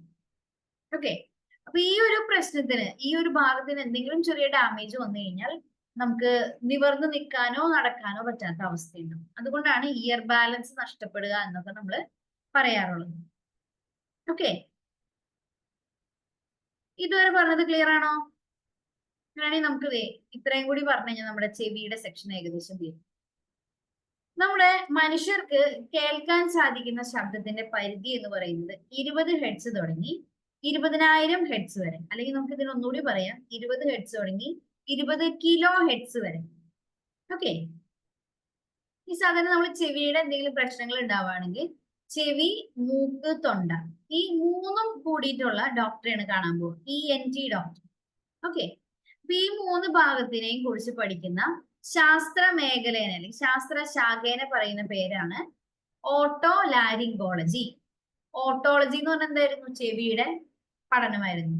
ലാരിങ്കോളജി എന്ന് പറഞ്ഞു കഴിഞ്ഞാൽ മൂക്കും തൊണ്ടയും ചേർന്നിട്ടുള്ളതാണ് ലാരിങ്സ് എന്ന് പറയുന്ന ഭാഗം, അല്ലെ? അപ്പൊ ഓട്ടോലാരിങ്കോളജി, ENT. ഇനി ചെവി പരിശോധിക്കാനായിട്ട് ഉപയോഗിക്കുന്ന ഉപകരണമാണ് ഓട്ടോസ്കോപ്പ്. ഓക്കെ, ഇനി ഈ കാഴ്ച പരിമിതി ഉള്ളവർക്ക് നമ്മൾ കഴിഞ്ഞ ക്ലാസ്സിൽ നമ്മൾ അതിന്റെ ഒരു പ്രൊജക്ടിന്റെ കാര്യം പറഞ്ഞിട്ടുണ്ടായിരുന്നു. അതുപോലെ തന്നെ കേൾവി പരിമിതി ഉള്ളവർക്ക് വേണ്ടിയിട്ട് 2020 മുതൽ ആരംഭിച്ച ഒരു പദ്ധതിയാണ് ശ്രവൺ. ഇതില് ഡിജിറ്റൽ ഹിയറിംഗ് എയ്ഡുകൾ ഗവൺമെന്റ് പ്രൊവൈഡ് ചെയ്യുന്നുണ്ട്. ഓക്കെ, ശ്രവൺ എന്ന് പറയുന്നത് കേൾവി ശക്തിയുമായിട്ട്, ശ്രവിക്കുക, ശ്രവൺ, ചെവി, അങ്ങനെ ഓർത്തു വെക്കാട്ടോ. ഓക്കെ, അപ്പൊ ഇതുവരെ നമ്മൾ പറഞ്ഞത് ചെവി എന്ന് പറയുന്ന ഭാഗം മാത്രമാണ്. പിന്നെ നമുക്ക് എന്തൊക്കെ ബാക്കിയുണ്ട്? മൂക്കുണ്ട്, നാക്കുണ്ട്, ത്വക്കുണ്ട്. ആ സെക്ഷനിലേക്ക് നമ്മൾ കടക്കാൻ പോവാണ്. അതിനു മുമ്പ് നമ്മൾ ഇതുവരെ വായിച്ച കാര്യങ്ങൾ അല്ലെങ്കിൽ ഇതുവരെ പറഞ്ഞ കാര്യങ്ങൾ ഒന്ന് വായിച്ചു നോക്കാം. ഇതിലേതെങ്കിലും പോർഷൻ ഒന്നുകൂടി റിപ്പീറ്റ് ചെയ്ത് പറയണം, ഒന്നുകൂടി റിപ്പീറ്റ് ചെയ്യേണ്ടതുണ്ടെങ്കിൽ നിങ്ങൾക്ക് ഇപ്പൊ ചോദിക്കാം. ഓക്കെ, അപ്പൊ അതിനുള്ള സമയമാണ്. എല്ലാവരും ഒന്ന് വായിച്ചു നോക്കാം കേട്ടോ.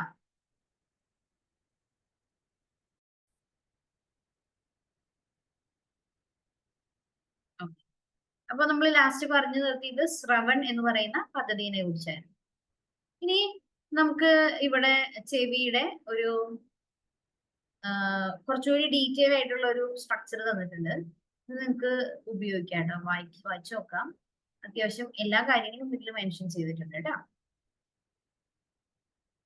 ഇനി നമുക്ക് അടുത്ത് പഠിക്കാനുള്ളത് നമ്മുടെ നാവിനെ കുറിച്ചാണ്. നാവ് മറ്റൊരു സെൻസ് ഓർഗൺ ആണ് നാവ്, അല്ലെ? നാവില് ടേസ്റ്റ് ബഡ്സ്, സ്വാദ് മുകുളങ്ങളുണ്ട്. ഈ സ്വാദുമുകുളങ്ങൾ വഴിയാണ് നമുക്ക് ഏത് ടേസ്റ്റ് ആണെന്ന് മനസ്സിലാക്കാനായിട്ട് സഹായിക്കുന്നത്. അപ്പൊ ഈ ടേസ്റ്റ് ബഡ്സ് സ്ഥിതി ചെയ്യുന്നത് പാപ്പില്ല എന്ന് പറയുന്ന, നമ്മളിങ്ങനെ നാവ് നോക്കുകയാണെങ്കിൽ നാവിന്റെ മുകളിൽ ഇങ്ങനെ ചെറിയ ചെറിയ പ്രൊജക്ഷൻസ് ഇങ്ങനെ മുകളിലേക്ക് കാണാം. ഓക്കെ, ആ പ്രൊജക്ഷൻ പാപ്പില്ലകളാണ്. പാപ്പില്ലകൾ വഴിയായിട്ടാണ് സ്വാദുമുകുളങ്ങളിലേക്ക് എന്ത് കിട്ടുന്നത്, ആ ടേസ്റ്റ് സെൻസ് ചെയ്യാനുള്ള ഒരു കണക്ഷൻ കിട്ടും. ഓക്കെ, അപ്പൊ നമുക്ക് നാക്കിന്റെ ബാക്കി കാര്യങ്ങളിലേക്ക് കിടക്കാം. നാവില് രുചി അറിയാൻ സഹായിക്കുന്ന ഗ്രാഹികള് പറയുന്ന പേരാണ് രാസഗ്രാഹികൾ. നമ്മൾ കണ്ണിന്റെ കേസിൽ എന്താ പറഞ്ഞത്, പ്രകാശഗ്രാഹികൾ എന്നാണ് പറഞ്ഞത്. ചെവിയുടെ കേസിൽ നമ്മൾ എന്താ പറഞ്ഞത്, ചെവിയുടെ കേസിൽ അങ്ങനെ ഗ്രാഹികളുടെ പേര് പ്രത്യേകിച്ച് അതൊക്കെ പറഞ്ഞില്ല അല്ലെ. ആ, അപ്പൊ നാവിന്റെ കേസിൽ നമ്മൾ പറയുന്ന പേര് രാസഗ്രാഹികൾ, കീമോ റിസപ്റ്റേഴ്സ് എന്നാണ്. ഓക്കെ, ഈ രാസഗ്രാഹികൾ കൂടുതലായിട്ട് കാണുന്നത് നാവിന്റെ ഉപരിതലത്തിലാണ്, അടിഭാഗത്തല്ല, മുകൾ ഭാഗത്താണ്. നമ്മൾ ഫുഡുമായിട്ട് കോണ്ടാക്ട് വരുന്നത് മുകൾ ഭാഗമാണല്ലേ ഏറ്റവും കൂടുതൽ. ആ ഭാഗത്താണ് രാസഗ്രാഹികൾ കൂടുതലായിട്ടും കാണപ്പെടുന്നത്. ഓക്കെ, ഇനി നാവിന്റെ ഉപരിതലത്തിൽ നിന്ന് ഉയർന്നു നിൽക്കുന്ന ചെറിയ ചെറിയ ഇങ്ങനെ ഹൈറ്റഡ് ആയിട്ടുള്ള സ്ട്രക്ചേഴ്സിനെ പറയുന്ന പേരാണ് പാപ്പില്ലകൾ. പാപ്പില്ലകൾ, ഈ പാപ്പില്ലകളിലാണ് രാസഗ്രാഹി കോശങ്ങൾ സ്ഥിതി ചെയ്യുന്നത്. ആ രാസഗ്രാഹി കോശങ്ങളെ പറയുന്ന പേരാണ് സ്വാദുമുകുളങ്ങൾ അഥവാ ടേസ്റ്റ് ബഡുകൾ. ഓക്കെ, പാപ്പിലകളിൽ കാണപ്പെടുന്ന രാസഗ്രാഹി കോശങ്ങളെ പറയുന്ന പേരാണ് സ്വാദുമുകുളങ്ങൾ അല്ലെങ്കിൽ ടേസ്റ്റ് ബഡുകൾ. അപ്പൊ നമുക്ക് പലതരത്തിലുള്ള ടേസ്റ്റുകൾ നമ്മൾ അനുഭവിക്കാറുണ്ട് അല്ലെ. മധുരമുണ്ട്, കയ്പുണ്ട്, പുളിയുണ്ട്, ഉപ്പുണ്ട്. ഈ 4 നമുക്കറിയാം. പിന്നെ നമുക്ക് പൊതുവെ കിട്ടുന്ന ഒരു എക്സ്പീരിയൻസ് എരിവാണ്. പക്ഷെ അതൊരു എന്തല്ല, രുചിയല്ല. ഈ 4 പ്രാഥമിക രുചികളായിട്ട് കൺസിഡർ ചെയ്യപ്പെട്ടുകൊണ്ടിരുന്നത്. ഇത് കൂടാണ്ട് നാവിന് തിരിച്ചറിയാൻ കഴിയുന്ന 5ാമത്തെ പ്രാഥമിക രുചിയാണ് ഉമാമി എന്ന് പറയുന്നത്. ഓക്കെ, ഉമാമി ആ വാക്ക് കേൾക്കുമ്പോൾ തന്നെ അറിയാം അതൊരു ജാപ്പനീസ് ഭാഷയിൽ നിന്ന് വന്നിട്ടുള്ള വാക്കാണ്. അതിന്റെ അർത്ഥം സന്തോഷകരമായിട്ടുള്ളത് എന്നാണ്. അപ്പൊ നമ്മള് പാല് കുടിക്കുമ്പോ, ചില മാംസങ്ങൾ കഴിക്കുമ്പോ, ഇപ്പോ കടൽ വിഭവങ്ങൾ, മീന് അങ്ങനത്തെ സാധനങ്ങൾ കഴിക്കുമ്പോ, കൂൺ കഴിക്കുമ്പോ, ഇങ്ങനെയുള്ള ഭക്ഷണ പദാർത്ഥങ്ങൾ കഴിക്കുമ്പോ നമുക്ക് കിട്ടുന്ന ടേസ്റ്റ് ആണ് ഉമാമി എന്ന് പറയുന്നത്. അപ്പോ 5ാമത്തെ രുചിയാണ് ഉമാമി. ഇനി നാവിന് തിരിച്ചറിയാൻ കഴിയുന്ന 6ാമത്തെ പ്രാഥമിക രുചിയാണ് ഒലിയോഗസ്റ്റസ്. ഒലിയോഗസ്റ്റസ്, നമ്മള് ഈ ഫാറ്റി കണ്ടന്റ് ഉള്ള ഭക്ഷണങ്ങൾ കഴിക്കുമ്പോൾ അതിനൊരു ടേസ്റ്റ് ഫീൽ ചെയ്യുന്നു, അതിനെ പറയുന്ന പേരാണ് ഒലിയോഗസ്റ്റസ്. ഓക്കെ, ഇനി നമുക്ക് ബാക്കി കാര്യങ്ങളിലേക്ക് കിടക്കാം. ഈ മധുരത്തിന് കാരണമാകുന്ന സ്വാദുമുകുളങ്ങൾ കാണപ്പെടുന്നത് എവിടെയാണ്, നാവിന്റെ മുൻഭാഗത്താണ്. മധുരമൊക്കെ നമുക്ക് പെട്ടെന്ന് ഫീൽ ചെയ്യും. ഓക്കെ, ഇനി പുളിയും ഉപ്പും ഇത് രണ്ടും കാണപ്പെടുന്നത് നാവിന്റെ 2 വശങ്ങളിലായിട്ടാണ്. നാവിന്റെ 2 വശങ്ങളിലാണ് പുളിയും ഉപ്പും. കയ്പിന് കാരണമാകുന്ന സ്വാദുമുകുളങ്ങൾ കാണപ്പെടുന്നത് നാവിന്റെ ഉൾഭാഗത്താണ്, ഏറ്റവും ഉൾഭാഗത്തായിട്ടാണ് അത് കാണപ്പെടുന്നത്. ഓക്കെ, ഇനി നാവിന് സ്വതന്ത്രമായിട്ട് ചലിക്കാനായിട്ട് പറ്റും അല്ലെ. നാവ് ചലിക്കുന്നത് കൊണ്ടാണ് നമ്മൾ കഴിക്കുന്ന ഭക്ഷണ പദാർത്ഥങ്ങൾ സലൈവയുമായിട്ട് നന്നായിട്ട് മിക്സ് ചെയ്യുന്നത്, ഉമിനീരുമായിട്ട് നന്നായിട്ട് മിക്സ് ചെയ്യുന്നത്. മാത്രമല്ല അതിനെ ഒരു ചെറിയൊരു ഷേപ്പിലേക്ക് മാറ്റിയിട്ട് നമുക്ക് അന്നനാളത്തിലേക്ക് കൊടുക്കാനായിട്ട് പറ്റും. അങ്ങനെ നാവിന്റെ ചലനത്തിന് സഹായിക്കുന്ന നാഡിയാണ് ഹൈപ്പോഗ്ലോസൽ നാഡി. ഹൈപ്പോഗ്ലോസൽ നാഡി, ഇത് നാവിന്റെ ചലനവുമായി ബന്ധപ്പെട്ട് കിടക്കുന്ന നാഡിയാണ്. ഇനി നാവിനെ ബാധിക്കുന്ന ഒരു രോഗമാണ് റെഡ് ബീഫ് ടങ് എന്ന് പറയുന്നത്. ചെറിയൊരു അസുഖമാണ് കേട്ടോ. ഓക്കെ, അപ്പൊ ഇതുവരെ നമ്മൾ പറഞ്ഞ നാക്കിനെ കുറിച്ച് പറഞ്ഞ കാര്യങ്ങൾ വളരെ കുറച്ചേ പറഞ്ഞിട്ടുള്ളൂ. ഒന്ന് വായിച്ചു നോക്കാമോ? എന്നിട്ട് എന്തെങ്കിലും സംശയം ഉണ്ടെങ്കിൽ ചോദിക്കാമോ?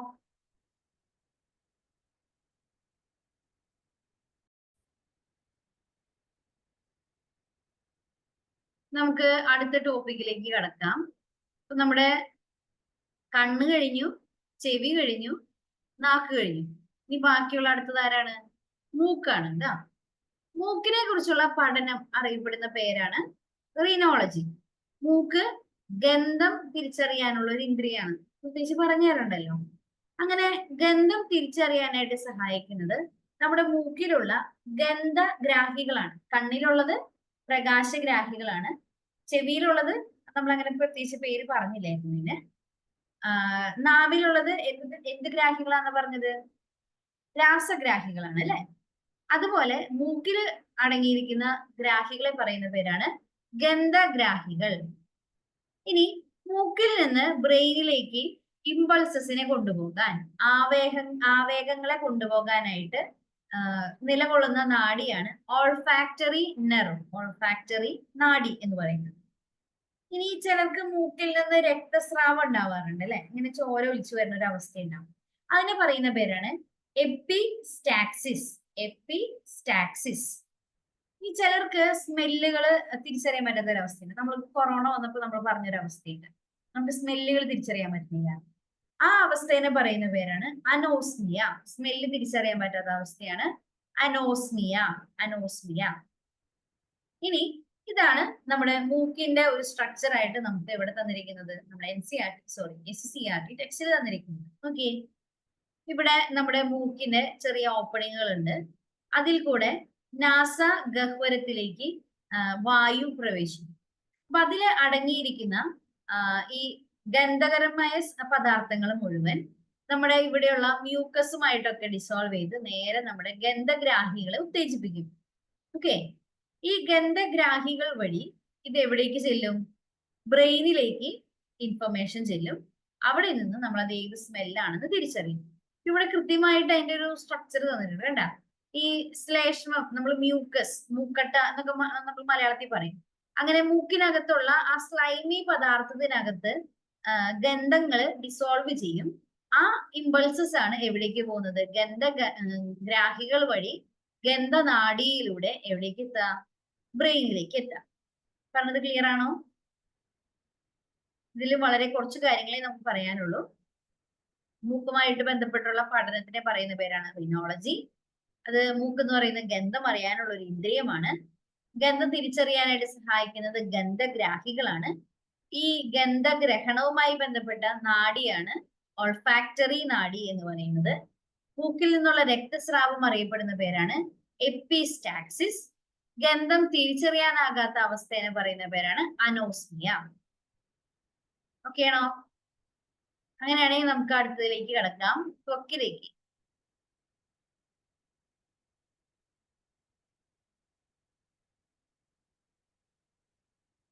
ക്ലിയർ ആണോ? ക്ലിയർ ആണെങ്കിൽ ഒരു മെസ്സേജ് ഇട്ടോളൂ.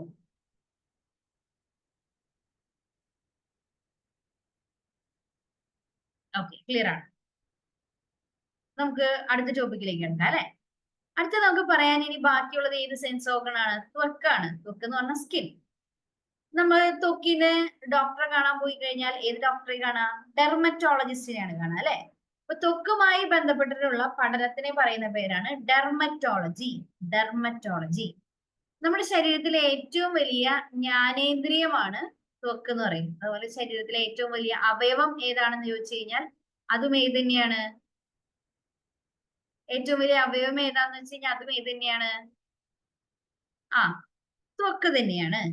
ഇനി നമ്മുടെ ശരീരത്തിന്റെ താപനില സ്ഥിരമായിട്ട് നിലനിർത്താനായിട്ട് സഹായിക്കുന്ന അവയവമാണ് ത്വക്ക് എന്ന് പറയുന്നത്.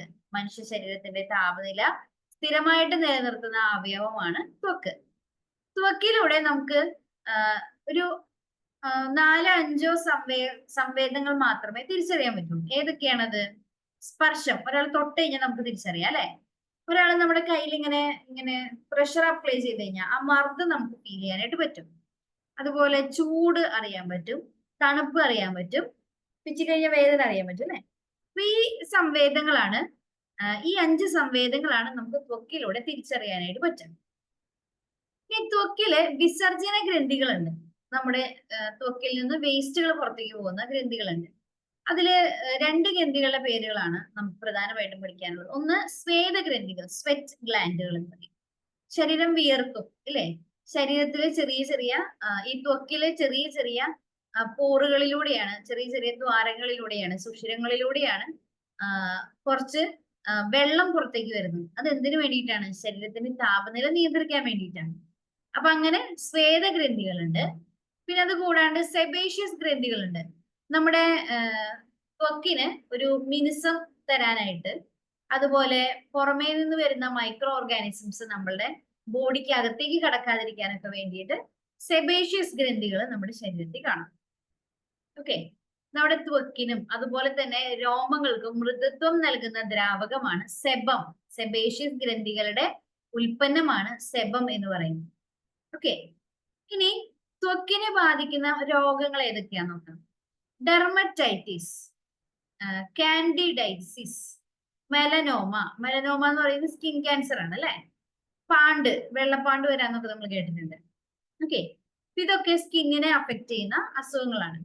ഇനി മനുഷ്യ ശരീരത്തിന്റെ ഒരു തൊലി മൊത്തം മാറി പുതിയത് വരാനായിട്ട് ഏകദേശം ഒരു മാസത്തോളം എടുക്കും. 27 തുടങ്ങി 30 ദിവസം വരെയാണ് തൊലി മുഴുവനായിട്ട് മാറി പുതിയതായിട്ട് വരാനുള്ള സമയപരിധി.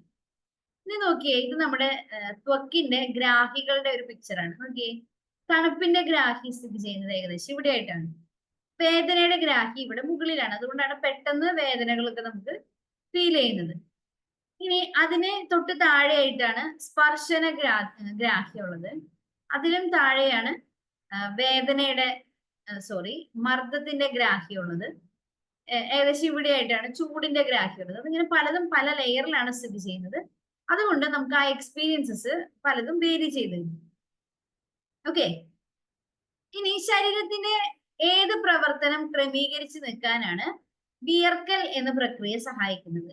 ഏത് നിയന്ത്രിച്ചു നിർത്താനാണ്? ശരീരത്തിന്റെ താപനില നിയന്ത്രിച്ചു നിർത്താനാണ്. ഇനി നമ്മുടെ ത്വക്കിലെ ഏറ്റവും കട്ടി കുറഞ്ഞ പാളിനെ, ഏറ്റവും പുറമെയുള്ള പാളിയാണ് ഏറ്റവും കട്ടി കുറഞ്ഞ പാളി അല്ലെ. അതിനെ പറയുന്ന പേരാണ് അതിചർമ്മം. അതിചർമ്മം. ഈ അതിചർമ്മം, ഏറ്റവും കട്ടി കുറഞ്ഞ ഈ അതിചർമ്മം ഉരുണ്ടുകൂടി ഉണ്ടാകുന്ന ചെറിയ ചെറിയ മുഴകളെ പറയുന്ന പേരാണ് അരിമ്പാറ. ചിലർക്ക് ശരീരത്തിൽ കറുത്ത കളറിൽ അരിമ്പാറ ഉണ്ടാകുന്നു. അത് ശരീരത്തിന്റെ മേൽപ്പാളിയായ അതിചർമ്മം ഉരുണ്ടുകൂടി ഉണ്ടാകുന്ന ചെറിയ ചെറിയ മുഴകളെ പറയുന്ന പേരാണ്. ഇനി അരിമ്പാറ ഉണ്ടാകാൻ കാരണമാകുന്ന സൂക്ഷ്മജീവിയാണ് വൈറസുകൾ. വൈറസിന്റെ അറ്റാക്ക് കാരണമാണ് ഇങ്ങനെ അരിമ്പാറകൾ ഫോം ചെയ്യുന്നത്. ഇനി ത്വക്കിന്റെ മേൽപ്പാളിയായിട്ടുള്ള ഈ അതിചർമ്മത്തിന്റെ മുകൾ ഭാഗം ഇങ്ങനെ അടർന്നു പോകുന്ന അസുഖത്തിനെ പറയുന്ന പേരാണ് സോറിയാസിസ്. സോറിയാസിസ്. ഇനി നമുക്കറിയാം, നമ്മുടെ ഓരോരുത്തരുടെയും സ്കിൻ കളർ ഡിഫറെന്റ് ആണ്. ചിലർക്ക് നല്ല വൈറ്റ് ഷെയ്ഡ് ആയിരിക്കും, ചിലർക്ക് ഒരു ഗോതമ്പിന്റെ ഷെയ്ഡ് ആയിരിക്കും, ചിലർക്ക് കുറച്ചുകൂടി ഡാർക്കർ സ്കിൻ ഷെയ്ഡ് ആയിരിക്കും. ഇങ്ങനെ ത്വക്കിന് നിറം നൽകുന്ന വർണ്ണവസ്തുവാണ് മെലാനിൻ. നമ്മൾ കണ്ണിന്റെ ഐറിസിന് നിറം നൽകുന്ന വർണ്ണവസ്തു ഏതാന്ന് പറഞ്ഞത് ഒന്ന് ചാറ്റ് ബോക്സിൽ പറഞ്ഞേ. കണ്ണിന്റെ ഐറിസിന് വർണ്ണം നൽകുന്ന വർണ്ണവസ്തുവിന്റെ പേരെന്താണ്? ഇന്ന് എക്സാമിനോട് ചോദിച്ചിട്ടുണ്ടായിരുന്നു അല്ലെ. ആ വർണ്ണവസ്തുവിന്റെ പേരെന്തായിരുന്നു?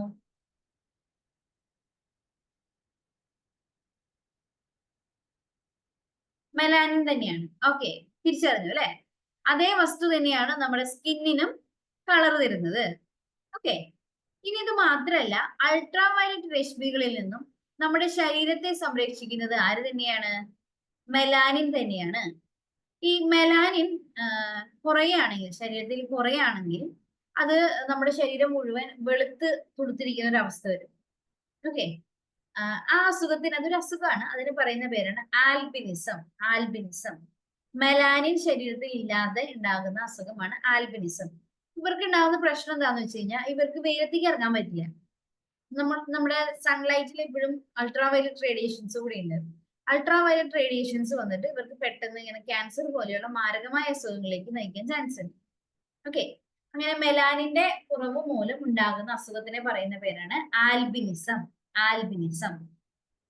ഓക്കെ, പറഞ്ഞത് ക്ലിയർ ആണോ ഇതുവരെ ഉള്ളത്?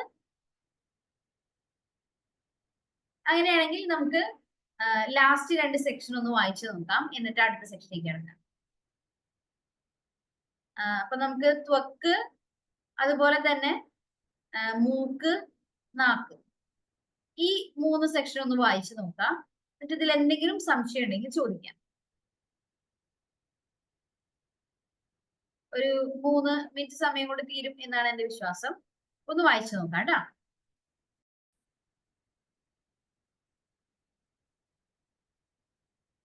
എല്ലാവർക്കും PDF എത്തിയിട്ടുണ്ടെന്ന് വിചാരിക്കുന്നു. നമുക്കിനി പറയാനുള്ളത് മനുഷ്യ ശരീരത്തിലെ പ്രധാന അവയവ വ്യവസ്ഥകളെ കുറിച്ചാണ്. നമ്മുടെ ശരീരത്തിലെ നാഡീ വ്യവസ്ഥകളുണ്ട്, രക്തപര്യന വ്യവസ്ഥയുണ്ട്, ശ്വസന വ്യവസ്ഥയുണ്ട്, ദഹന വ്യവസ്ഥയുണ്ട്. ഇങ്ങനെ പല പല ടൈപ്പ് ഓഫ് സിസ്റ്റംസ് നമ്മുടെ ബോഡിയിലുണ്ട് അല്ലെ. ഈ ഓരോ സിസ്റ്റത്തെ കുറിച്ച് നമുക്ക് അത്യാവശ്യം ഡീറ്റെയിൽ ആയിട്ട് തന്നെ പഠിക്കാനുണ്ട്. ഇന്നിപ്പോ നമ്മൾ പറഞ്ഞു തുടങ്ങാനായിട്ട് ഉദ്ദേശിക്കുന്നത് നാഡി വ്യവസ്ഥകളെ കുറിച്ചാണ് കേട്ടോ.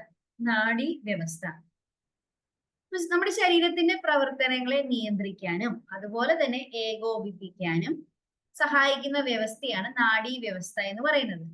എന്തൊക്കെ ചെയ്യണേ? നിയന്ത്രിക്കുകയും ചെയ്യും, അതുപോലെ തന്നെ എന്ത് ചെയ്യും? ഏകോപിപ്പിക്കുകയും ചെയ്യും. നിയന്ത്രിക്കാനും ഏകോപിപ്പിക്കാനും നമ്മളെ സഹായിക്കുന്ന വ്യവസ്ഥയാണ് നാഡീ വ്യവസ്ഥ. ഇനി ജീവികളില് പ്രതികരണങ്ങൾക്ക് കാരണമാകുന്നത് ചെറിയ പ്രേരണകളാണല്ലോ. ഈ പ്രേരണകളെ പറയുന്ന പേരാണ് ഉദ്ദീപനം. നമ്മൾ ഇംഗ്ലീഷിൽ സ്റ്റിമുലസ് എന്ന് പറയും.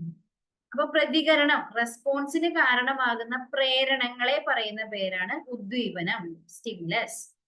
ഈ ബാഹ്യവും അതുപോലെ തന്നെ ആന്തരികവുമായ ഉദ്ദീപനങ്ങൾ സ്വീകരിക്കാനായിട്ട് നമ്മുടെ ജ്ഞാനേന്ദ്രിയങ്ങളും അതുപോലെ തന്നെ ശരീരത്തിന്റെ മറ്റു പല ഭാഗങ്ങളിലും കാണപ്പെടുന്ന നാഡീ വ്യവസ്ഥയുടെ ഭാഗങ്ങളെ പറയുന്ന പേരാണ് ഗ്രാഹികൾ. നമ്മൾ കണ്ണിന്റെ കേസിൽ ഗ്രാഹി ഉണ്ടെന്ന് പറഞ്ഞു അല്ലെ, നാക്കിന്റെ കേസിൽ പറഞ്ഞു.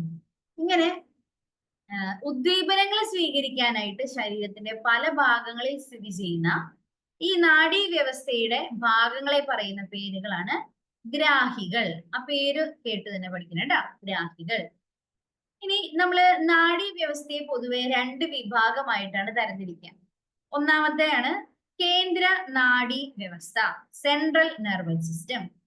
രണ്ടാമത്തെയാണ് പെരിഫറൽ നെർവസ് സിസ്റ്റം അല്ലെങ്കിൽ പെരിഫറൽ നാഡീ വ്യവസ്ഥ. ഇത് എന്താണെന്ന് നമുക്ക് നോക്കാം. അപ്പൊ നോക്കിയേ, ഇതാണ് അതിന്റെ ഒരു ചിത്രീകരണം നമ്മുടെ ടെക്സ്റ്റിൽ തന്നിരിക്കുന്നത്. മസ്തിഷ്കവും സുഷുമ്ന എന്ന് പറഞ്ഞ സ്പൈനൽ കോഡും അടങ്ങിയതാണ് കേന്ദ്ര നാഡീ വ്യവസ്ഥ, സെൻട്രൽ നെർവസ് സിസ്റ്റം. അതേസമയം 12 ശിരോനാഡികൾ, ക്രേനിയൽ നെർവ്സും അതുപോലെ 31 സുഷുമ്ന നാഡികൾ എന്ന് പറഞ്ഞാൽ എന്താണ് സുഷുമ്ന നാഡി എന്ന് വെച്ച് കഴിഞ്ഞാൽ സ്പൈനൽ നെർവ്സ്, ഇതും അടങ്ങിയതാണ് പെരിഫറൽ നാഡീ വ്യവസ്ഥ എന്ന് പറയുന്നത്. ഇത് രണ്ടിന്റെയും ഫംഗ്ഷൻ രണ്ടാണ്. നമുക്ക് ഡീറ്റെയിൽ ആയിട്ട് തന്നെ നോക്കാം. ഓക്കെ, അപ്പൊ മസ്തിഷ്കവും സുഷുമ്നയും ചേർന്ന നാഡീ വ്യവസ്ഥേനെ പറയുന്ന പേരാണ് കേന്ദ്ര നാഡീ വ്യവസ്ഥ. അതേസമയം 12 ജോഡി ശിരോനാഡികളും, ആ എണ്ണം പഠിക്കണേ, 12 ജോഡി ശിരോനാഡികളും 31 ജോഡി സുഷുമ്ന നാഡികളും അടങ്ങിയ നാഡീ വ്യവസ്ഥേനെ പറയുന്ന പേരാണ് പെരിഫറൽ നാഡീ വ്യവസ്ഥ. ക്ലിയർ ആണല്ലോ അല്ലെ? രണ്ട് ടൈപ്പ് ഓഫ് നാഡീ വ്യവസ്ഥകളാണ് നമുക്കുള്ളത്. ഇനി നമുക്ക് ഓരോന്ന് ഡീറ്റെയിൽ ആയിട്ട് നോക്കാം. ഓക്കെ, അപ്പൊ എന്താണ് നാഡീകോശം? നമ്മുടെ നാഡീ വ്യവസ്ഥയുടെ അടിസ്ഥാന ഘടകം എന്ന് പറയുന്നതാണ് നാഡീകോശം. സിമ്പിൾ ആയിട്ട് പറഞ്ഞാൽ ന്യൂറോൺ എന്ന് നമ്മൾ പറയും. അപ്പൊ നമ്മുടെ നെർവസ് സിസ്റ്റത്തിന്റെ ഒക്കെ ബേസിക് യൂണിറ്റ് ആണ് ന്യൂറോൺ. മറ്റു കോശങ്ങളിൽ നിന്ന് ഈ ന്യൂറോണിന് ഉണ്ടാകുന്ന അല്ലെങ്കിൽ നാഡീകോശത്തിനുള്ള വ്യത്യാസം എന്താണെന്ന് വെച്ച് കഴിഞ്ഞാൽ എല്ലാ കോശങ്ങളും സ്വന്തമായിട്ട് ഡിവൈഡ് ചെയ്യാൻ ശേഷിയുള്ളവരാണ് അല്ലെ. ഈ ന്യൂറോണുകൾക്ക് എന്തിന് ശേഷിയില്ല? സ്വയം വിഭജിക്കാനായിട്ട് ശേഷിയില്ല. അതുകൊണ്ടാണ് ഈ ന്യൂറോണിന് ഇത്ര ഇമ്പോർട്ടൻസ് വരുന്നത്. നമുക്ക് ഇതിന്റെ ഓരോ പാർട്സ് ഒന്ന് പരിചയപ്പെടാം കേട്ടോ. ഇതാണ് ഒരു ന്യൂറോണിന്റെ ഏകദേശ സ്ട്രക്ചർ. ഇത് നമ്മുടെ SCERT ടെക്സ്റ്റിലുള്ളതാണ് കേട്ടോ. അപ്പൊ നോക്കിയേ, ഇത് ന്യൂറോണിന്റെ ഏറ്റവും തുമ്പ് ഭാഗത്തിനെ പറയുന്ന പേരാണ് ഡെൻഡ്രൈറ്റ്.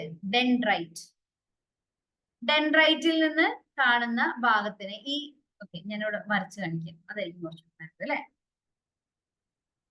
ഓക്കെ, ഈ കാണുന്ന തുമ്പ് ഭാഗത്തെ പോർഷൻ ആണ് ഡെൻഡ്രൈറ്റ്.